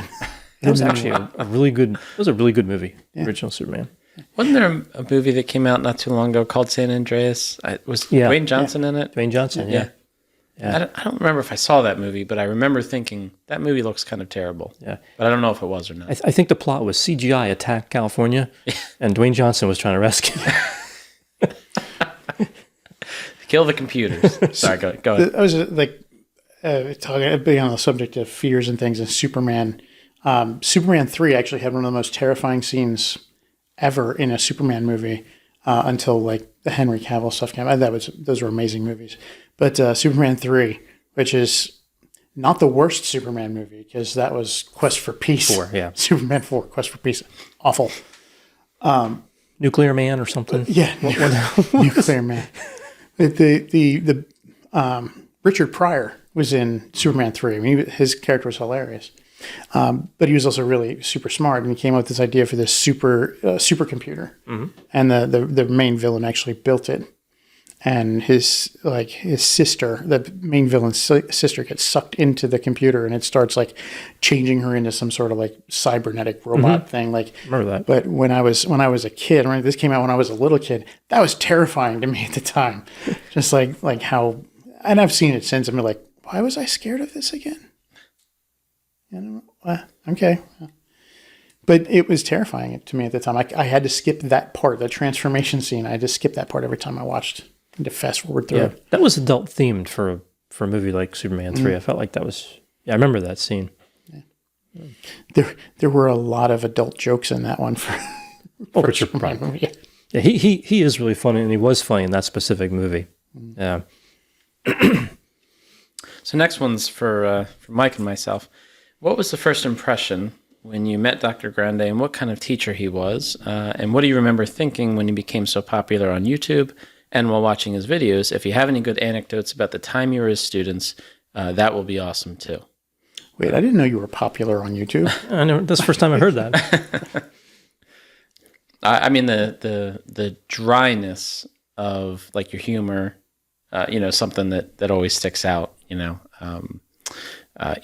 as a professor, you would put that in there as well. So that's something has always stuck out to me as well, that it was just funny, but like in a different way. I mean, not like one might think of an overtly funny person, but like being so dry about things and just how funny that is. So, yeah, I don't know about anecdotes though. You have anything? Any thoughts, Mike? Oh, the first time I laid eyes on Todd was he came into the class. It was one of our first classes. Right. He came in to pitch for the graduate assistant position, right. And just like I thought he was really funny.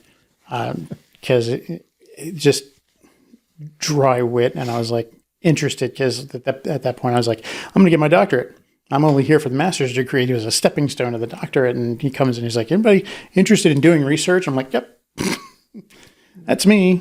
And then like shortly after that, I was able to meet in person for the interview for the graduate assistant thing, and I don't remember if there was much business talk about the graduate assistant position that took place during that interview, because we just kind of like talked about movies and stuff. Movies are great. So it's not much different than what happens here. No, is what you're saying. It wasn't. And then I think the biggest thing I do remember throughout our entire grad program was the assisting on making videos. I was just about to say that. At the time, that was like most of those videos were demonstration videos of how to do different counseling techniques that you were putting on YouTube. It was all instructional stuff. I was the producer at the time. And all the equipment fit in one bag. Yeah, one little bag. So yeah, if anyone out there, you can go back to it would have been, I don't know, 2013. I was going to say 2014, 2015. 14 to 17. 17, yeah. There are videos. We're in some of them. Some of our classmates are in others. But just demonstrating counseling techniques and different theories and things like that. And we got we didn't get credit for it in class, but like it was, I forget what the format was. Like it was it helped us in some way. Like if we were in one of the videos, it helped us. I don't know, whatever it was. And so I thought they were pretty cool. Like I didn't really mind, but other people were like, oh, I don't want to be on camera and I don't, whatever. But I was actually looking at them like a few months ago because something made me think of it. And I was like, what if those videos are still out there? And of course they are, And I'm like, wow, okay. They're on the internet. The internet is forever. Yeah, right. So I think I was in maybe 3 or 4 of them. I don't know. You probably only did one. Did you do one? I was only on camera for one of them. I did a lot of producing. Right. You were always on the other side. We always had to get a plant and put it in because the plant made it more. It looked better. Right. I was only in one. I think it was a demonstration of the cognitive test. Mm-hmm. Yeah. And because we did 3 videos of one person just passing easily, one kind of struggling a little bit, and then the other person was like completely cognitive dissociated, and I was the one who got to be dissociated and just kind of like staring at a plant the entire time, like trying to pull my acting chops out and push it. I wasn't as comfortable on camera then, but yeah, I was like, okay, I got to be at least one of these videos. If one of the things that I'd forgotten about was I was looking at the comments of those videos, and I forgot that the students would comment on the videos. So it'd be a whole bunch of like, I like how, and just these like really generic responses just to get their requirement in and be like, I like how Dr. Grande talked about this topic in this video.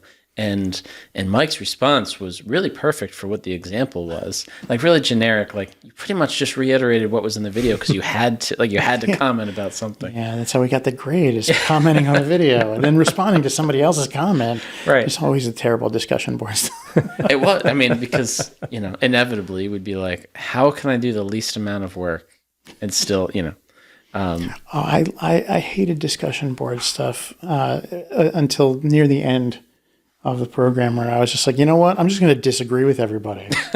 Because like everybody agrees with everybody. And I've seen that like from both sides. I've instructed college level courses, and like you read the discussion board stuff and you're like, everybody just agrees with everybody. Oh yeah, that's a good point you made about this. That's a great point you made about that. Towards the end of our grad program, I was just like, no, I'm going to disagree with everybody. You're like, you say that's a good point? I don't think that's a good point. I think a better point would be turn it around. Because that's how you get discussion instead of just reiteration. But, I just thought of another, maybe this is an anecdote, but I thought of a story that you had told one time, Dr. Grande. I think you had gone up to Eagleville, up to the inpatient hospital. Mike, you've referenced it before. And I think you were up there for some kind of board meeting or something like that. And I think it was one of the first times you went up there. And I remember this because I don't know anybody else that's ever been to these kind of meetings. And it was like a new, somebody describing it to me was new to me. And so I remember you saying you went up there and you were driving like maybe a minivan, if I remember correctly, something. It was not a flashy car. It was not a like, somebody's going to think this car is cool kind of car. So you're driving up there. You didn't care what you drove. I remember you saying you wore your best suit or something like that. And so you're going up there, and it was like valet parking, I think, or somebody checking parking or something. And you said something like, the guy asked you, oh, is this what you're driving here? And you said to me, I don't know if you said it to the guy, but you said to me like, oh, no, I'm sorry, I have my other car in the back. Like, let me get it out. And I remember you saying like you drove in there, they like they allowed you in with this whatever car. And you remember going in there and be like, oh, now I see why they said this. These 6-figure cars, whatever. And you go in and you thought, that the suit, just the level of money that was in that place, because it had something to do with donors, I think. Or I think it like was. I think it was some type of meeting at a country club. Okay, but it was like a regular occurring meeting, if I remember right. But yeah, it was definitely. It was near the main line. Yeah, in Pennsylvania, very wealthy area. Yeah. So I just remember like. It was memorable to me because I don't know anyone else that's ever been in a situation like that, and like just not really knowing what to expect necessarily, but also just like being able to laugh about it, inserting humor into it. So I don't know if that's an anecdote or not, if that answers their I think it was in a white full-size van that I had at the time that had a lot of rust. And I'm wondering if the confusion wasn't like they thought I was like a worker. Oh, right.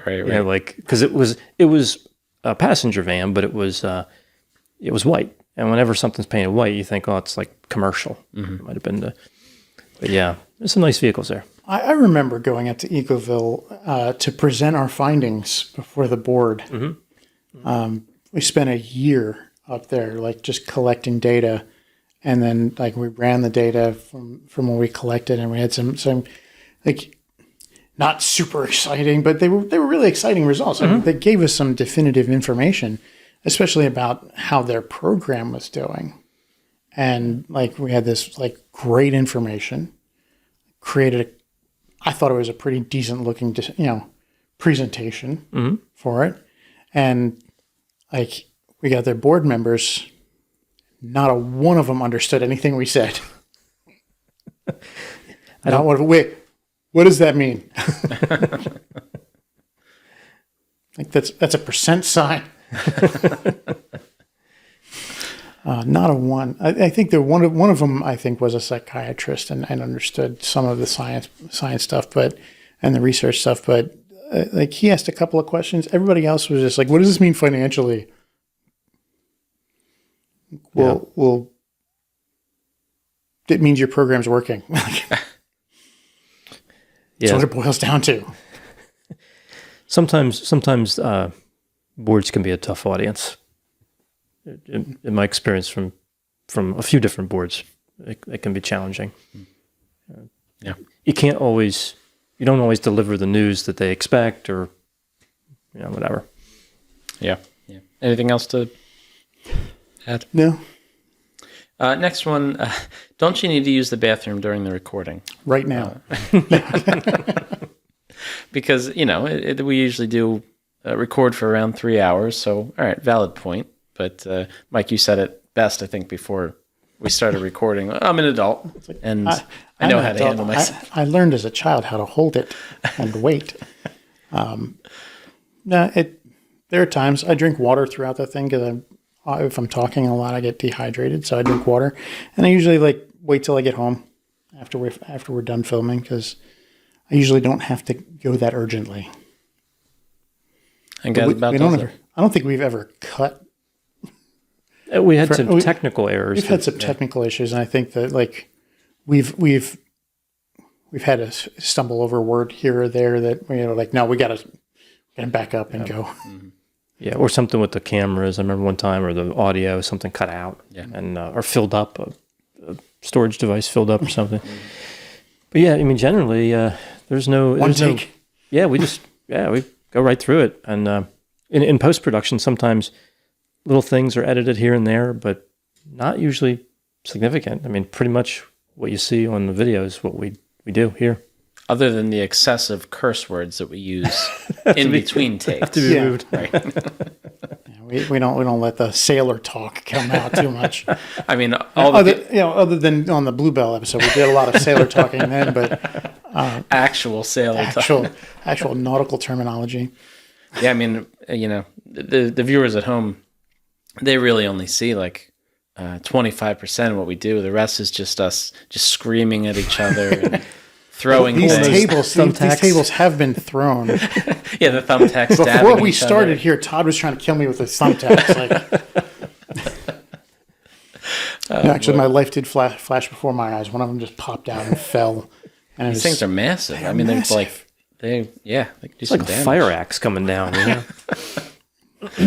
Next question. What's your guys' favorite cologne? And I'll say that my favorite cologne is the one that I get for free. I have consistently, and this is a thing now for me, I've consistently relied on not buying cologne for any reason, but having people gift it to me.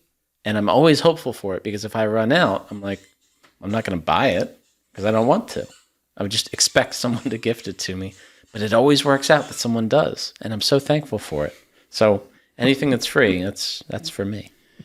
I use Axe Phoenix body spray because my fiance likes the smell. It's my favorite bottle of cologne I've ever gotten. I don't use it because it smells like cotton candy. It's just like it smells sugary and very, very sweet. I don't use it because it's not really a great cologne smell. But Might attract bears or something. But it's Superman cologne. Oh. It actually has the Superman S on it, and it's fully licensed product. Like, I keep the bottle just because it has the Superman logo on it, and it's a blue liquid. But every time I spray it, do I want to wear this? Nope, I'm not wearing that. I'm gonna go take a shower now, so in case any of it got on me. Yeah, I don't wear cologne. Yeah, I think years ago I tried Old Spice. It was all right, but I never really saw a massive need to. Only time I ever used Old Spice, I guess, was aftershave when I had to shave. I don't have to worry about that anymore. Next question. Did any of you juggle? If so, how did you learn? Do you enjoy it? And I do not. I have never been able to do that. And I haven't tried real hard, but I've never been able to do that. I juggle a relationship and a career and video games and doing this podcast. But when it comes to physical objects, no, I cannot juggle to save my life. Like if somebody put a gun to my head and said juggle, I'd be like, I guess I'm done. Yeah, I've tried it before, but I can't even get close. Yeah. Like, even with just 3 objects, like 3 tennis balls, they go right on the ground. Yeah. Like, I don't know how people do that. I've seen people juggle 4. Like, I don't. I think it's amazing. I think it's an amazing skill. I can't do it. And it looks so smooth when they do it. Yeah. Which is weird because it's all hand-eye coordination, and video games are great for hand-eye coordination. But yeah, no, just.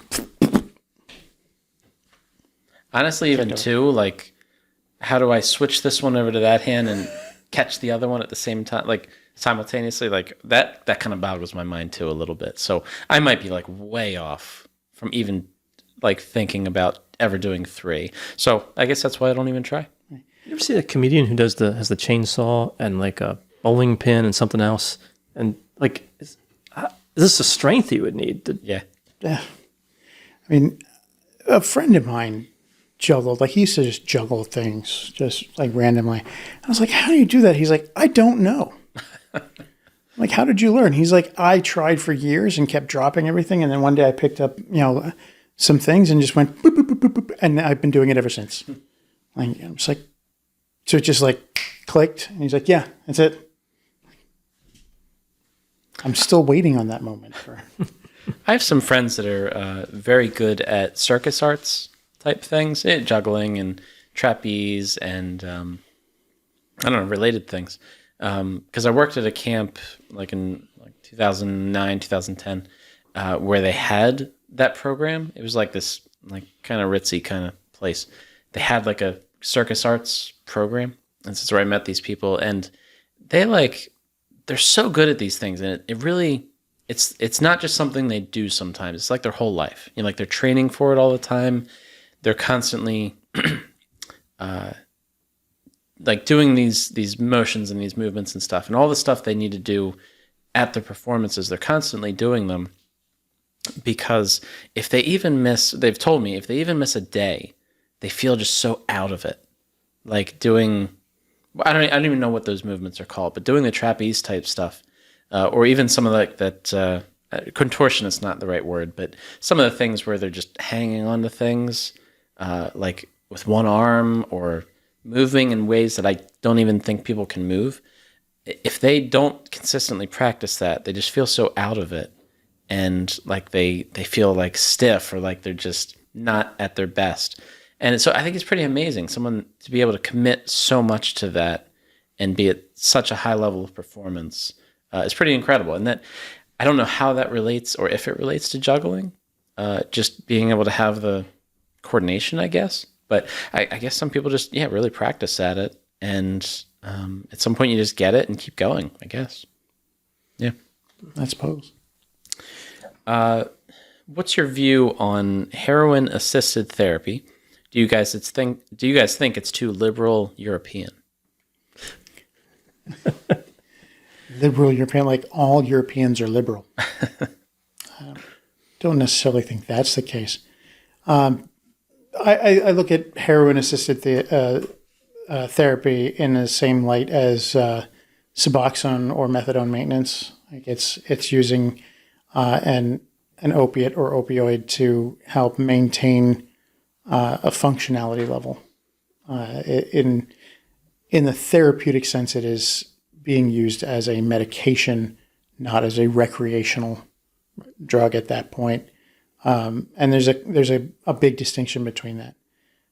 My personal opinion is that the war on drugs is pointless, fruitless, and it would be much better served if we really want to see a reduction in overdose deaths, which I just saw an article today said that over 100,000 overdose deaths since the beginning of the COVID pandemic, which is absolutely horrifying. But if we really want to reduce those deaths, we need safe injection sites.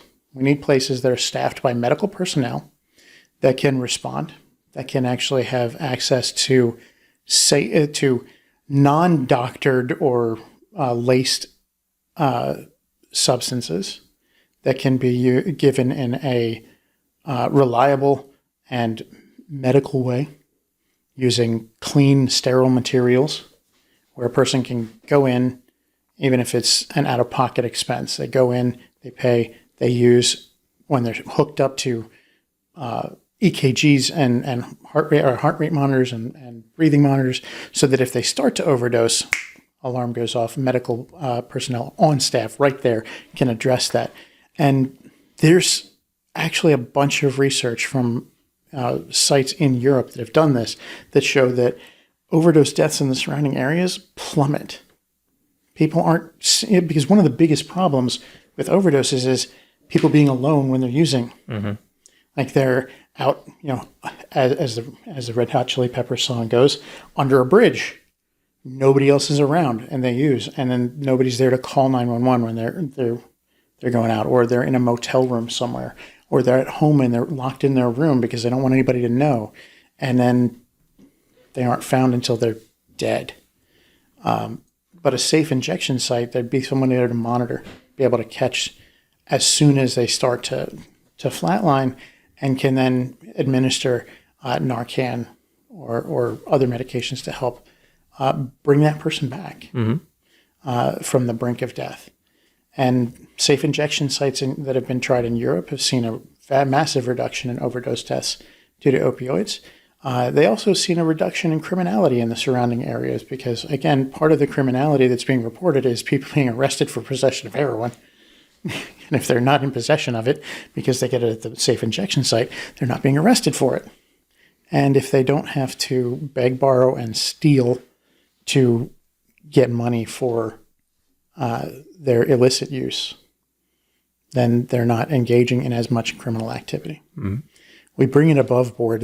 It's what we should have learned from almost 100 years ago was that prohibition doesn't work. 80% of people during prohibition did not drink alcohol, but that 20% of people prompted organized crime in a way that never occurred in existence before. Yeah, I think something like prohibition could be successful, but you have to have the resolve to make it 100%. And it's almost have to be militaristic to make that happen.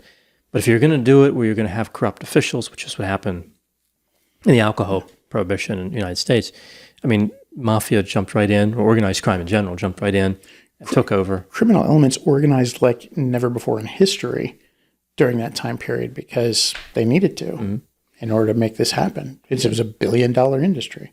Yeah, I think it's one of those things where everybody has to be in an agreement and the law has to be enforced. And I think in Prohibition, a lot of people were like, oh, yeah, this isn't going to change anything. And they didn't let it change anything. They still drank. They still produced it illegally, but they still did it. Mm-hmm.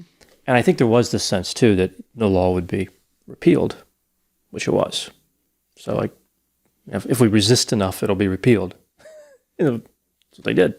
Mm. The thing we can see today with the war on drugs is it doesn't work. Well, the drugs won. Yeah. Well, yeah, drugs have won. Mm-hmm. But if we accept the fact that drugs are here and not going anywhere, but make it safe for people to do, the epidemic of opioids goes away because the epidemic is people dying from using. It's not people using. It's people dying from using. Right. If we stop people from dying from using, it's not an epidemic anymore. In a sense, criminalizing drug use of any type is, in one sense, is to deny the nature of addiction, right? Is to pretend that it's willpower. Yeah. If it's a crime, you won't do it because that's how crime works. You see it's a crime, like, I'm not going to do that because I don't want the penalty. That's not how addiction functions. For some people, yes. For some people, absolutely. They're like, I'm not going to do it. But for a predictable percentage, it doesn't matter if it's a crime. Yeah. It doesn't matter if it kills them. They don't care. That's one of the reasons why the medical community adopted the disease model. We take the moral onus off of addiction. It's not your fault. It's a disease. It's just like having diabetes. Somebody who has diabetes, it's not your fault you have diabetes. I have diabetes. It's not my fault I have diabetes. But I have to manage it now. I have to make sure I'm taking my medications. I have to make sure I'm watching my diet. I have to make sure that I'm doing all of these things. And addiction is no different. It's not their fault that they developed an addiction. It's just something they have to manage. And when people learn how to manage it, and if they had resources to be able to manage it, but that's not the way it works. Yeah. Pushing them underground and making their activity illegal isn't helping. Yeah. So, I mean, we're moving in directions towards that. There's was it Utah that kind of like not just decriminalized but made legal many different recreational substances during one of the last elections, including like I think it's mushrooms and LSD are like legal. Yeah, psychedelics are making a big comeback. Psychedelics are legal there, I think, and I know like marijuana's been made legal in many places. And if we take that stigma off of those substances and make it safe to use, there will be less deaths from it. Yeah, massively less, and we won't be wasting billions of dollars of taxpayer money on enforcement and then penalizing. It would help to revamp the system, which heavily impacts poorer communities and Black communities, which tend to have, partially because they're much poorer communities, higher rates of drug use, because it tends to be cheaper to go get drugs than it does to get cable. As unfortunate as that is, it just becomes part of the recreation for many people in those situations, and it's almost ubiquitous in certain areas. If it's part of the culture, why are you making it illegal for that to be part of the culture of that area? Yeah, at some point, I think drugs do have to be legalized, not everywhere and every kind. But we have to probably move more in that direction to manage it. But really, the argument could be now we're just shifting the money away from organized crime to the government. But, the devil you know versus the devil you don't, I guess. I don't know. But there's also other benefits to like safe injection sites would be like having counselors on staff to be able to say, hey, look, if you want to look into getting treatment for addiction, we're here. We can refer you to the right places. But it opens the conversation. No, it does. There's no judgment on you using here because it's a safe injection site. It's a good thing. But there's a visceral reaction that many people have to just the idea of that. And maybe that's an area where I'm like super liberal, but I've worked with so many clients struggling with addiction, and it's like it's not fair the way that we treat them. Well, I think society views them as like master criminals. Like they're evil, and they have not only they're using heroin or whatever, but they're also running like I don't know, like some type of organized crime, like gambling rackets or something. They're not sophisticated criminals. Mm-hmm. They're very primitive criminals because they're acting on an impulse to feed that addiction. Mm-hmm. They'll steal $20 from their grandmother just on a visit, but most of them by and large aren't running guns. No. No. And maintaining these mob connections. Like there are some who do, but I think that one of the stories that I heard was from somebody who had been running large quantities of drugs and guns was that they didn't start out using. They started out running the drugs and guns because it made them a lot of money. And then eventually they had so much money that they didn't know what to spend it on, so they started using. And then they had a problem, and all the money ended up going back into the own product that they were trying to move. And that's when they ended up having problems. Yeah, I think people largely just misunderstand what the life of someone who's addicted really looks like. Yeah, they're most of the criminality, if not all of it, is related to getting the next high, chasing the first high, technically. Yeah, right. Which is never going to happen. Nope, never. That's never coming back. No, it's like the first time you see a great movie. You're never going to get it back all the way. That's. There was a video I was watching. It was in the comments. Saturday Night Live. Oh yeah. And it was the one with it was like Dead Poets Society. Yeah. Right. Yeah. I won't give it away. It was a really funny video, Saturday Night Live skit. But somebody in the comments wrote, "I wish I could not see this and then see it again." And I think it's like chasing that high, right? Yeah. Fred Armisen, right, was in it. Right. Yeah. It was really good. Yeah, it was. Yeah, really. It was.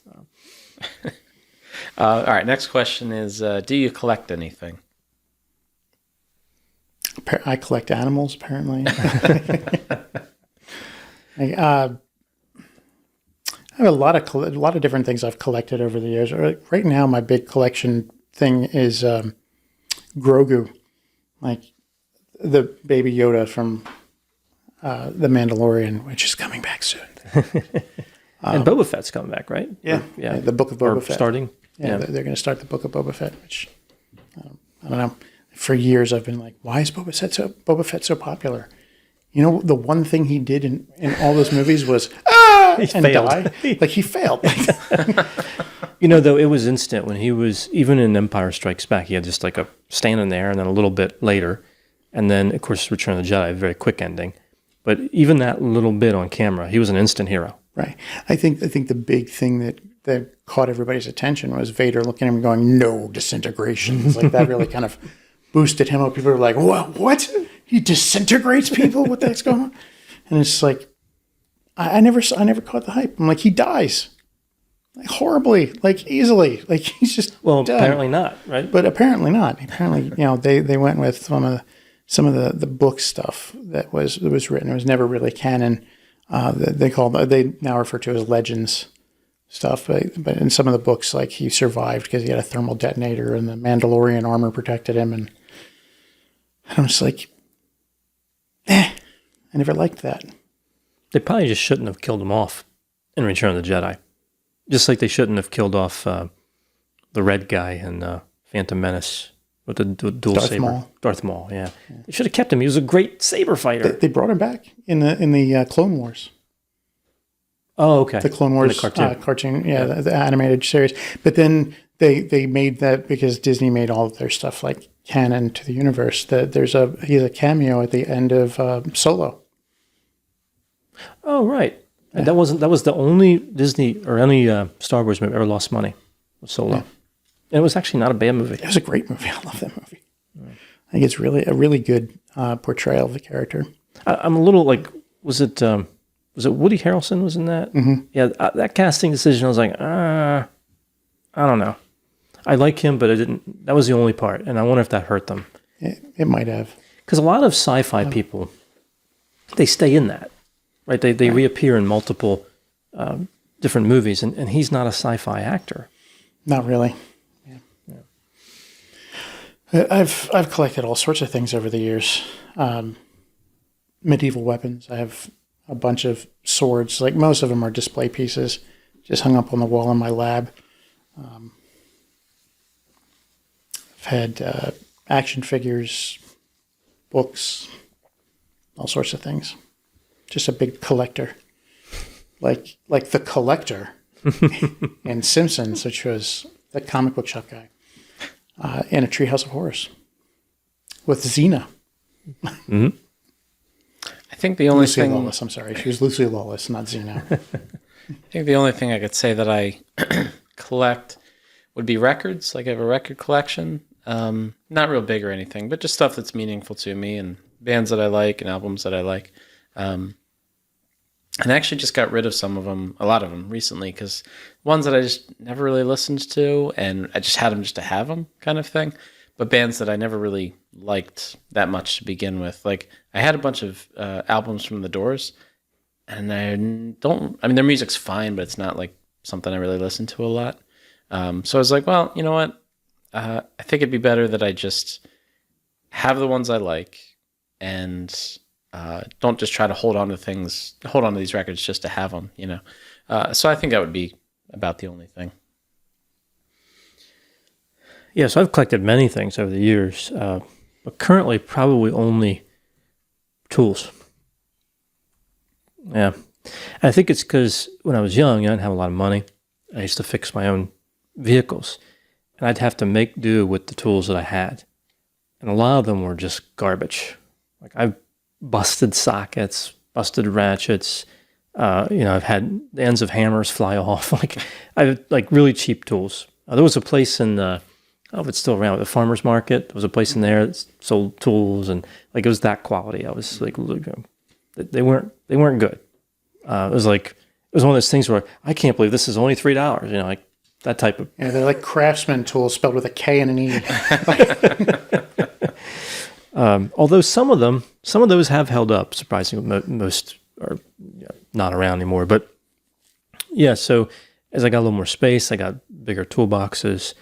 I pretty much collect tools. If I see something and I can actually use it someday, or anytime, I'll buy it, stick it in there. So that's pretty much it. In the past, coins, things like Star Wars figures. I had a lot of those. I don't know if I collected them. I had a lot. Legos, a ton of those. Probably more Legos than anything. Still have them, but yeah, any more just tools. Nice. Next question is, can you expand on olfactory hallucinations? What would they be related to, or what would facilitate them? Schizophrenia, psychosis secondary to major mood disorder, psychotic disorder. I've seen quite a few olfactory hallucinations over the years. I've heard of them, like people describing them. Acid, like they'll smell some type of acid, something really pungent, sometimes body odor. They'll pick up like, hey, they're near, I can smell them. But they're not super common. Auditory are by far Right. Yeah, the auditory and visual, they tend to be some of like the indistinct kind of thing. And smell is one of those senses that always tends to be indistinct. Like we know what something smells like when we're familiar with it, but it sometimes is just a whiff that we catch on the wind. It's like, what is that? And that's kind of the same way that many of the auditory and visual hallucinations come in. It's just like little shadows and things off to the side. And it's, olfactory ones can be really powerful, even if it's just a whiff, because the sense of smell is one of the most closely related senses to memory. Like, smells can bring back memories almost faster than seeing something, and stronger. We get stronger memory related to sense of smell. So that's where it can be more powerful when they are present, is because they link back into the memory system. Yeah, it's an interesting dynamic. Sometimes you'll hear of tactile as well, like bugs crawling on the skin and things like that. Yeah.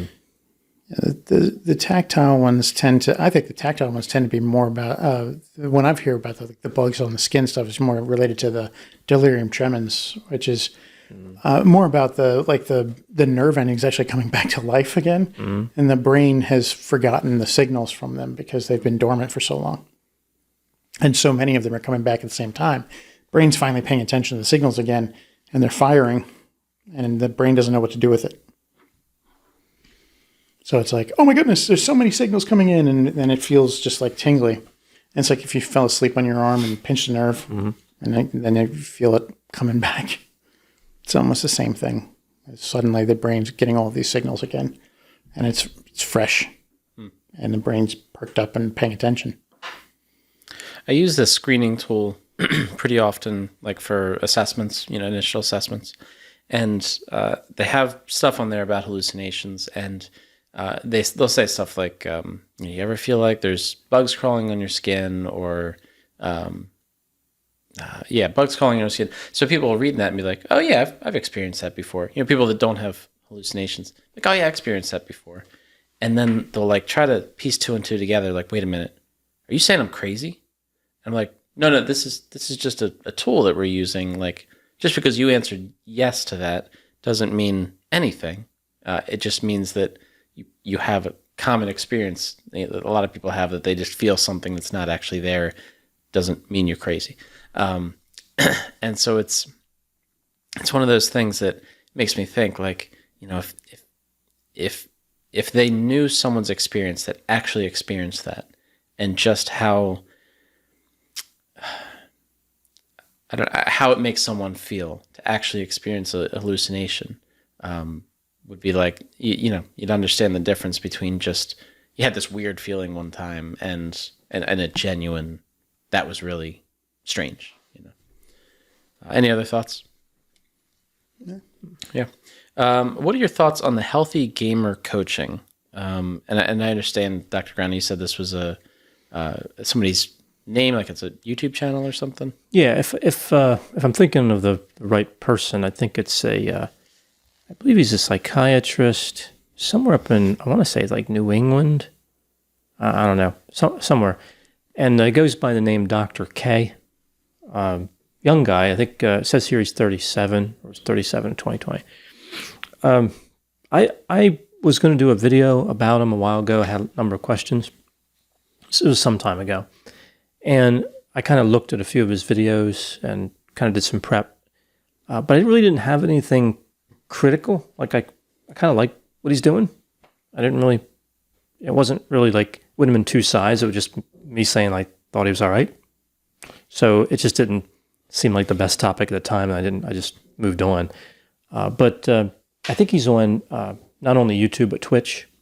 And I think his whole thing, as I understand it, and again, this is a long time ago I looked at it, so it could have changed, but was like addressing mental health issues in the gaming community, which I think is great. It's a kind of an area he's specializing in there, and he's very successful. I didn't, like I said, I don't really have any criticism. Maybe you should make that video anyway and just say, yeah, I think he's okay. And that's it. It's a short just video. End the video. Yeah. Healthy gamer. It's okay. Pretty good guy. I like him. I've actually before we got this question, and I'd never heard of him. So, and I really don't have much experience with him. I've just briefly looked through his wiki, but I don't have an opinion. Yeah, I don't know anything about him. No opinion here either. I am a proponent of that type of therapy, though, like gamer therapy, geek therapy. I'm all for it. I think that one of the things, and not necessarily specifically about him, but I think one of the things that happens when a mental health professional is on the edge of technology, like on the leading edge, like doing something with, like Twitch and YouTube and other social media, they get criticized for that. But then later you realize that they were just ahead of their time. Like, you have to go where the people are. Right. So I'm all for taking chances. I don't, obviously not being reckless, but taking chances. You see technology, and it's going to change the world. You got to jump on it. There was a time when counselors, many, looked at online and said, I'm never going to do that. And now look. Yeah. And they criticized the early online counselors. Mm-hmm. For some reason, in early 2020, a lot of people had to turn to telehealth and do online. I'm not sure what that reason was, but it just seemed to be a trend that happened right around March 2020. Just this unknown, global event. Like, just a thing. People just started like, you know what? We're going to go online. We're going to do telehealth. And now it's just part of life. Yeah. If that wasn't around, then then I wouldn't have a job right now. That's all I do. And that doesn't feel weird to me because that's, I've done in person, of course, but it doesn't feel weird to me because that's all I do. Like I don't have a physical location. But to some people I have that contact me for counseling, like, are you sure this works? And I'm like, yeah, I'm pretty sure. Pretty sure it works. And just, I could say like, well, this is all I do. And I've seen People great say results. that in person too. Are you sure this works? Well, yeah, fair enough. Yeah. So it's someday that'll be the odd therapy, right? What you do in person, what is that? Like you're next to me while you're talking? what do you do while you're there? We're in the same room. Oddly enough. What do you do in front of another person? All right. How do you all decide on who to choose as a subject of the video, and how is the research done by each of you? We decide pretty much by. I think one of us usually asks, "Hey, anybody have any cases they've heard of lately?" What's interesting? What's new? What's on the news? What's coming up? And we did Rust because it was pertinent. Gabby Petito because it was like a breaking thing. And other times it's just like, this one's a really big case. Like everybody knows that we should do this. Like Jodi Arias. Like everybody knows this. This is going to be a great, it's going to get a lot of views. And other times it's just like one of us knows one thing and it's like, I like this. Let's do this one. Like Edward Harold Bell, which is a case that we really do need to cover because it's so interesting. It covers a lot of different areas and hits on different things, and connection to unsolved mysteries. Like Matthew McConaughey played his victim in the recreation on Unsolved Mysteries. It was his first screen appearance, which is just kind of the thing that draws me into that particular case. But I stayed for the weirdness.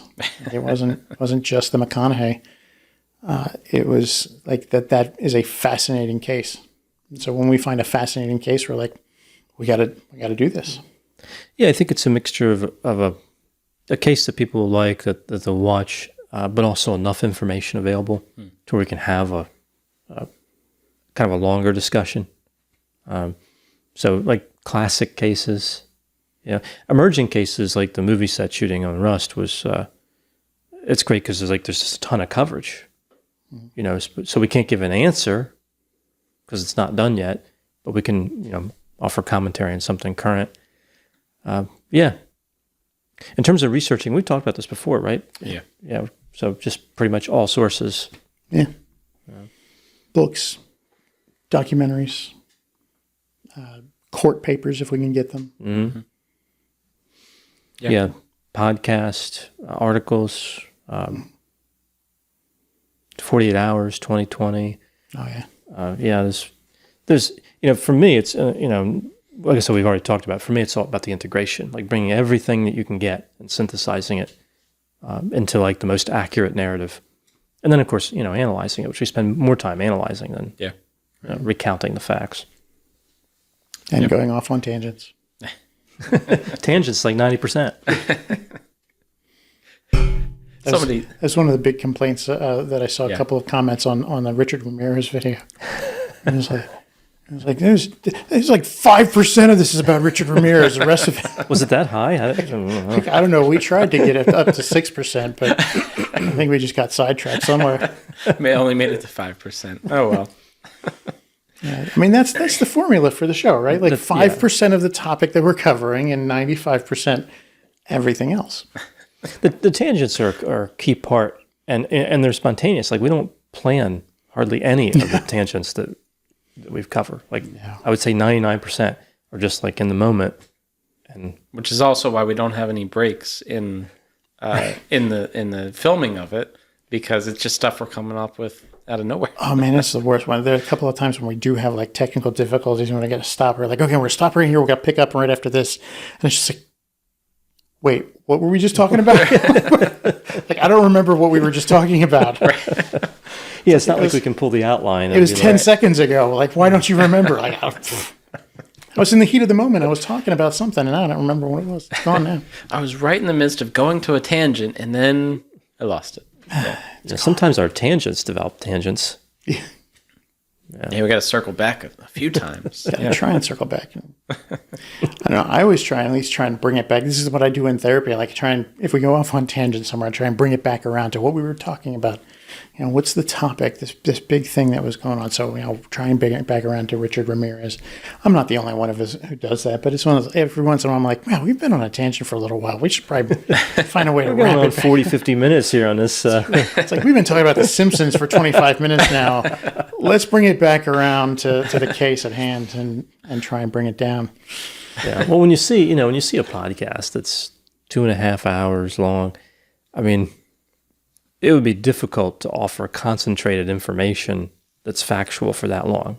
Like, I would hope most people would recognize that there's going to be a lot of other conversations. That's the whole idea. It's an analysis, not just like, he did this, he did this, he did. Sometimes we don't even cover the whole outline that they did. Right? Like with Gary Ridgway, it's just like he killed a lot of people. He killed a lot of people. We're not going to go over all the people he killed. He did a lot. I don't even think we covered all the homicides involved in Ramirez. No. I mean, that kind of at some point, that's kind of not really the point. It's more of the person and the trial, perhaps, and other things. Of course, what he did is important, and that's the only reason we're talking about him. But there's also a lot of other things associated with it. So the next question is, sorry, my computer died, and I'm trying to get all the questions on my phone. Who comes up with the amazing post-it phrases? What, these ones back here? Those are the ones. Those are the ones back there. Most of the time, most of them are me. Mm-hmm. But every once in a while, I'm blanking on one. What should I put on this card? And like one of the two of them will throw out something, be like detail the case. They're always related in some way to the cases that we're doing, and it's the ones that are right behind me right here are usually the ones that are related to the case that we're doing. If anyone hasn't noticed that little Easter egg. But every single Post-it that has ever appeared in there is still up on the board somewhere. Someday it's all just gonna fall it's down. It's gonna be coming out like 3 feet. You're gonna be like, I can't get the chair back. Every once in a while, we have a set malfunction when one of them falls down onto the ground. So I need to get a bunch of small thumbtacks and start tacking them in, because these big ones, we don't have enough of the big ones to keep everything up there. But it's getting big and filled. But yeah, most of it's me, and You're always the one who writes them, though. Oh yeah, I write every single one of them. But every once in a while, I'm stuck for what I should put on. What's the detail that we should go with, and then or what's the most ridiculous one? Oh yeah, what's the most out of our ridiculous thing options? that I could put? What's the most ridiculous thing I could put on here? Next one is, could we do a special episode of Bella Grande Media Book Club for harm reduction shortly after its release? Yeah. I would have to read it first. Right. Yeah.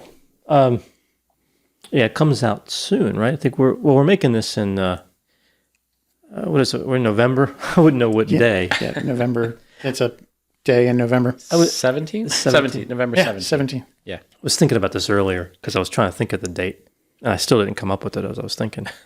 But I was thinking, like, with the pandemic and with my schedule, the week doesn't matter anymore. Like Saturday, Wednesday, whatever, it's just another day. So then, like, it became, month. And that's pretty much where I am. I usually know the month. And that's like everything. It's like, what time's dinner? November? Like that's the time. That's my universal time now is the month. Like there's no need for more detail. So it's 17. And I think the book comes out, I don't know when, December, I think at some point, right? Well, all you need to know is the month. So sometime in December. I'm pretty sure December. It's like there's December, and then there's Christmas, and then it's January. Is the release date's listed on Amazon or something too, isn't it? I'll have to look it up. I kind of think I remember seeing that. I want to say it's early December. I don't know. But yeah, I can get copies and pass them out, and we can review it and do a special episode. Yeah. And then we can do... Do you got an audiobook version? I think it is coming out on December 7th. I think it is coming out on audiobook as well. I'm pretty sure. And then we'll just have to do a roast of the author, I guess. Right.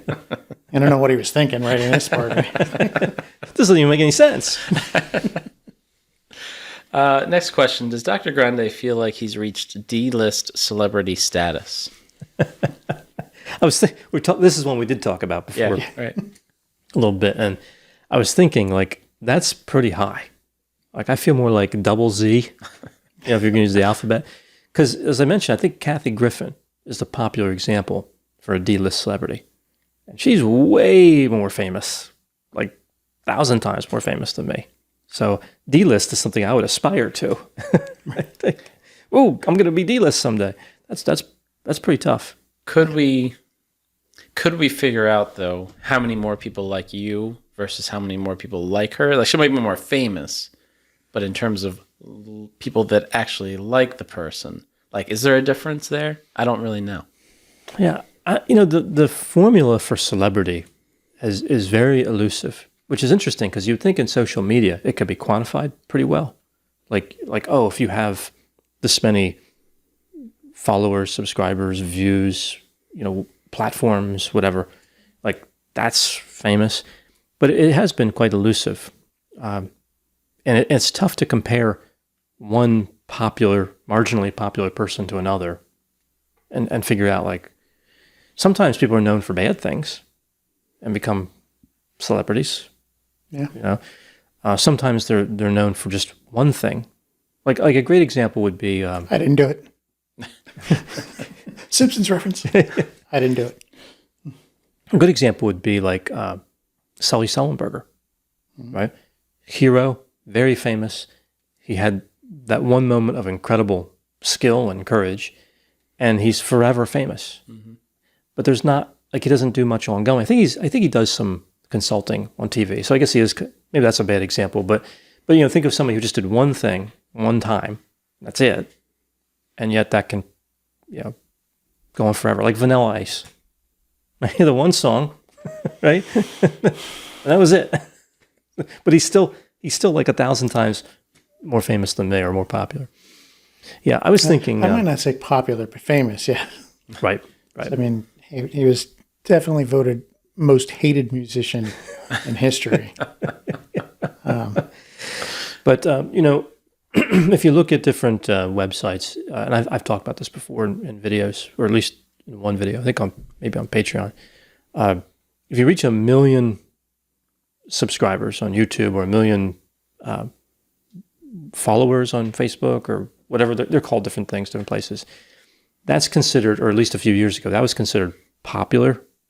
And if you make 3 million, that's considered famous. These days, I would say it's probably more like 1.5 million and 4 million. But there are people that have millions and they're not famous, right? So it's again, there's a magic ingredient that's undefinable. Or fame is a fickle thing, and it's by circle. I think within a specific circle, someone might be really famous, like really well known within that circle. Outside of that circle, people are like, "Who are you talking about?" Right. Yeah. It's specific to a group, and not always geographic. To a group of people interested in one topic. That like Star Trek's a great example. Like William Shatner, people who love Star Trek, like he's a big hero. Other people are like, was it the guy with the overacting? Like, he's just right. TJ Hooker. Right. Now, I always see William Shatner these days as crazy Uncle Bill. Like I swear, like some of the parts he's gotten in recent decades have just been because he showed up on set and went, "Where's my part?" And whoever was directing or casting was just like, "Does he know he's not part of this movie?" No? All right, give him a part. He's here. Might as well include He's him. here. People know who he is. Put him in there. Put him in the movie. I'm half convinced that that's how he got on the shuttle. So he just showed up and you're shooting me into space, right? And they're like, yeah. Nobody wants to say no to. Nobody wants to say no to Captain Kirk. Not even whoever it was, Jeff Bezos, or was it Jeff Bezos? Jeff Bezos. Yeah. He certainly couldn't say no to apparently either. Right. Sending him into space, that is. Yeah. Yeah. So either way, D-list is something that's a dream. Like to reach D-list. That's a maybe someday. eventually. Yeah. Yeah, that's the dream. Last question. Could you explore why high-profile deaths matter more to us? They're famous. Yeah, I think when people are famous, I think there's a connection that people develop, like a relationship almost, even though it's one-sided, like a celebrity, a politician, a famous CEO, famous attorney, whatever. Like there's something about like, oh, I know them. I saw them on TV or I saw them on social media or, maybe there's another piece of it too, is that sometimes people don't wish them well, right? Like it kind of proves they're human. Like maybe they, It's the Schadenfreude effect. right. They put themselves on a pedestal and now it's, oh, look, they're getting knocked down. They thought they were fancy and wealthy. And I think it just, I think true crime is a great equalizer. And there's a case, a very famous case, and it's covered in Texas Monthly, one of my favorite articles that, journals, whatever, on, what was his name? Thomas Cullen Davis. He went by the name Cullen, who was acquitted twice when many people think he did it. I don't know if he did or not, but it's a case we can look at someday. But he was billed as the wealthiest person ever charged with murder. But there's some debate over whether it's really him or O.J. Simpson. And he beat a murder rap and a murder for hire that was right after it. Wow. It was the same person. He allegedly killed two people and allegedly wounded his wife. And then there was an alleged murder for hire against his wife. So just an example where money did, perhaps grant a major advantage. But yeah, there's something like O.J. Simpson's a great example of a case that, there's all kinds of murders of people standing around like that, two people in front of a place. But that one was everywhere when the trial was occurring. Mm-hmm. And now we see like, Kyle Rittenhouse, a case that we'll do when we get whatever happens, mistrial, verdict, whatever, right? A disposition. He wasn't a celebrity, but it took on meaning, I think, because it ties into like a political debate. Yeah. He became kind of a poster child almost for certain political beliefs. Yeah, I think it's opened the debate with self-defense and the validity of, protest versus a riot. Mm-hmm. There's actually a few layers to the politics and that, and they all came together in one, massive incident. Like he did some things that, like shooting people, that attracted attention. But yeah, And then there's the reaction of the police and everything. There's a lot of stuff, and we'll unpack that when we do that particular case. But I think one of the big things is the media. The more we're exposed to something, the more we seem like we should be interested in it. Gabby Petito wasn't famous. No. They made her, I mean, I guess you could argue they made her a celebrity. It seems like the wrong word for a murder victim, but they made her well known. Just seems like they just kind of picked her out of nowhere. I mean, it was an interesting story with the guy coming back without her and all, but it wasn't like Scott Peterson or Darlie Routier,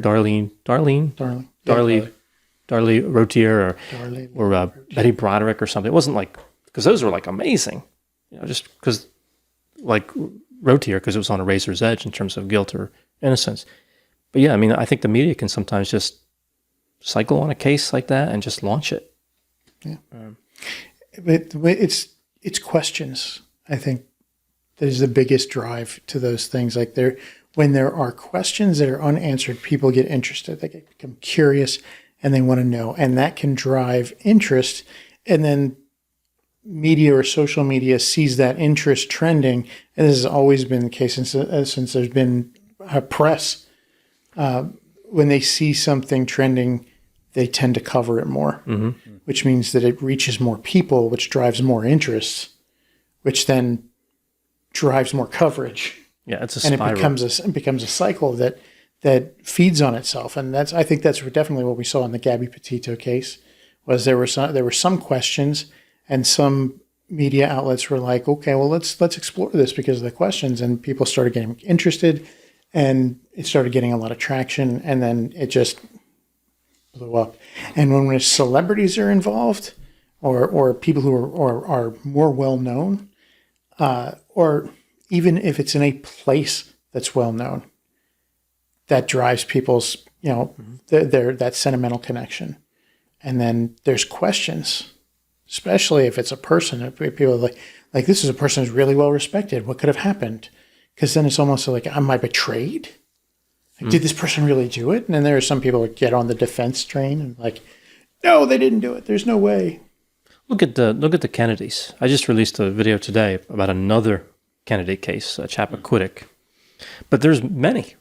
Right? I could spend a whole month doing Kennedy cases. Martha Moxley. I did I released a video on Martha Moxley. I covered assassination of JFK.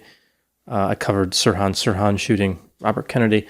I mean, there's something about the Kennedys. Even a marginal connection to a Kennedy can make a case famous, which I would argue that's all Moxley was. Martha Moxley, I mean, the father of her alleged killer,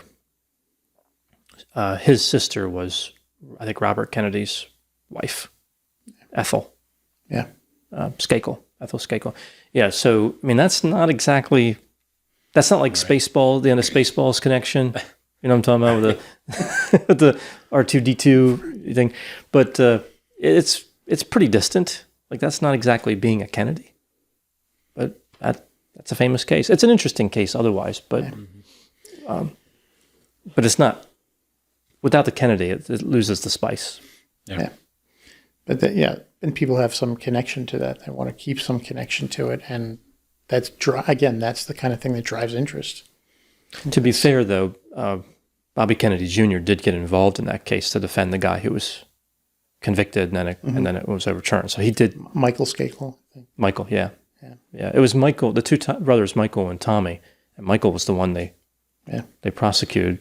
They prosecuted and convicted, but then his conviction was overturned, and he was acquitted. Well, I thought it was overturned. And he was never retried. I thought that's because the witnesses had died. Like it was too. Right. Yeah. I think that's what. Yeah, I know it was. I do remember it was overturned, and there are people it's polarized. Like people believe like he did it, and then he got away with it, and there are others like he never did it. And he was punished unjustly. So yeah. It's weird because he had multiple witnesses saying he was somewhere else during the murder, which you'd think would automatically be reasonable doubt. Like it was multiple people like, oh, he was with us at a party, watching Monty Python's Flying Circus. Yes. Yeah. Yeah. It was the American premiere of Monty Python's Flying Circus. That's right. That's exactly right. Yeah. So I mean, something you remember, right? It's a famous show, and yeah, who knows? But yeah, that's a good example. I think the Kennedys in general, and how like anything that happens with a Kennedy is automatic. Yeah. Or family of a Kennedy. Yeah. I once heard of Kennedy. Instant fame. That's it. If something happens to you, we just say like, Dr. Grande heard of the Kennedys, and he was murdered, and then it'll just be he heard the Kennedys, and blah blah blah. You'll make it up to that D-list. That's right. Celebrity I'll be a D-list right there. Remember, we covered Gerhardt's writer. He just used the name Rockefeller. Mm-hmm. Yeah. That's all he did. He could have picked any name. He picked Rockefeller, and it became a. Now he was special though. Mm-hmm. Like, that was an incredible case. Yeah. But it was more popular because of. You know what you need to do? Like if you ever suspect that somebody might be out to murder you, just carry a copy of a CD by the Dead Kennedys, and then just like you fall down, just throw it down right there. That way, any photos are taken. There's a Dead Kennedys thing right there. People will be like, "What does it mean? Kennedy connection?" Like conspiracy theories, all of it. You'll have the whole thing. Yeah. That'll drive you up to B-list celebrities. That's right. Big move. Fly right past C. Yeah, right past C. I'm telling you, that Dead Kennedys thing, it's gold. That's all we got. That's all the questions we got. All right. Okay. Well, we're caught up, which is good. So I hope you enjoyed this episode of the question part. Please keep putting those questions in the comments, And there's no item for today, right? But No, really do no. that. I might just do a big question mark and just to put it on the table. It's a good one. It's there. I am working on a few things. Like I'm still looking through for. I'm working on the one for John Orr, as the incendiary device seemed to be the thing that people were more interested in, and getting good pictures of it so I can do a good 3D rendering of it is difficult, but not impossible, and I'm working on it. And then I'm still going to be checking on whether I should do the teeth or the sneaker for Ramirez. I think the sneaker is winning at the moment, but we'll see. I'll double check when I'm done with the incendiary device. I'll double check on that one, and then we'll see what happens with the rust. Yeah. Nice. Yeah. So a lot of current cases we're tracking, like any case where an update is possible, or even if it's unlikely, like the summer wells or something. But more cases like rust, and then Kyle Rittenhouse coming up soon. I hope. I don't know what's going on with the trial. Right. It's over. I mean, the talking part's over. It's Deliberations have started. Yeah, I mean, it's in the hands of the jury, but now there's talk of a mistrial, and who knows? And there is talk of a mistrial, but I will say that the defense attorney's been jockeying for mistrial since it began. I don't think there's a day it's gone by they haven't petitioned for mistrial. Yeah, well, when a judge yells at the prosecutor like that, and it's broadcast everywhere, it makes you think. I mean, why not go for it? Yeah. There's a lot to sift through with that case. There's so much that happened in that trial.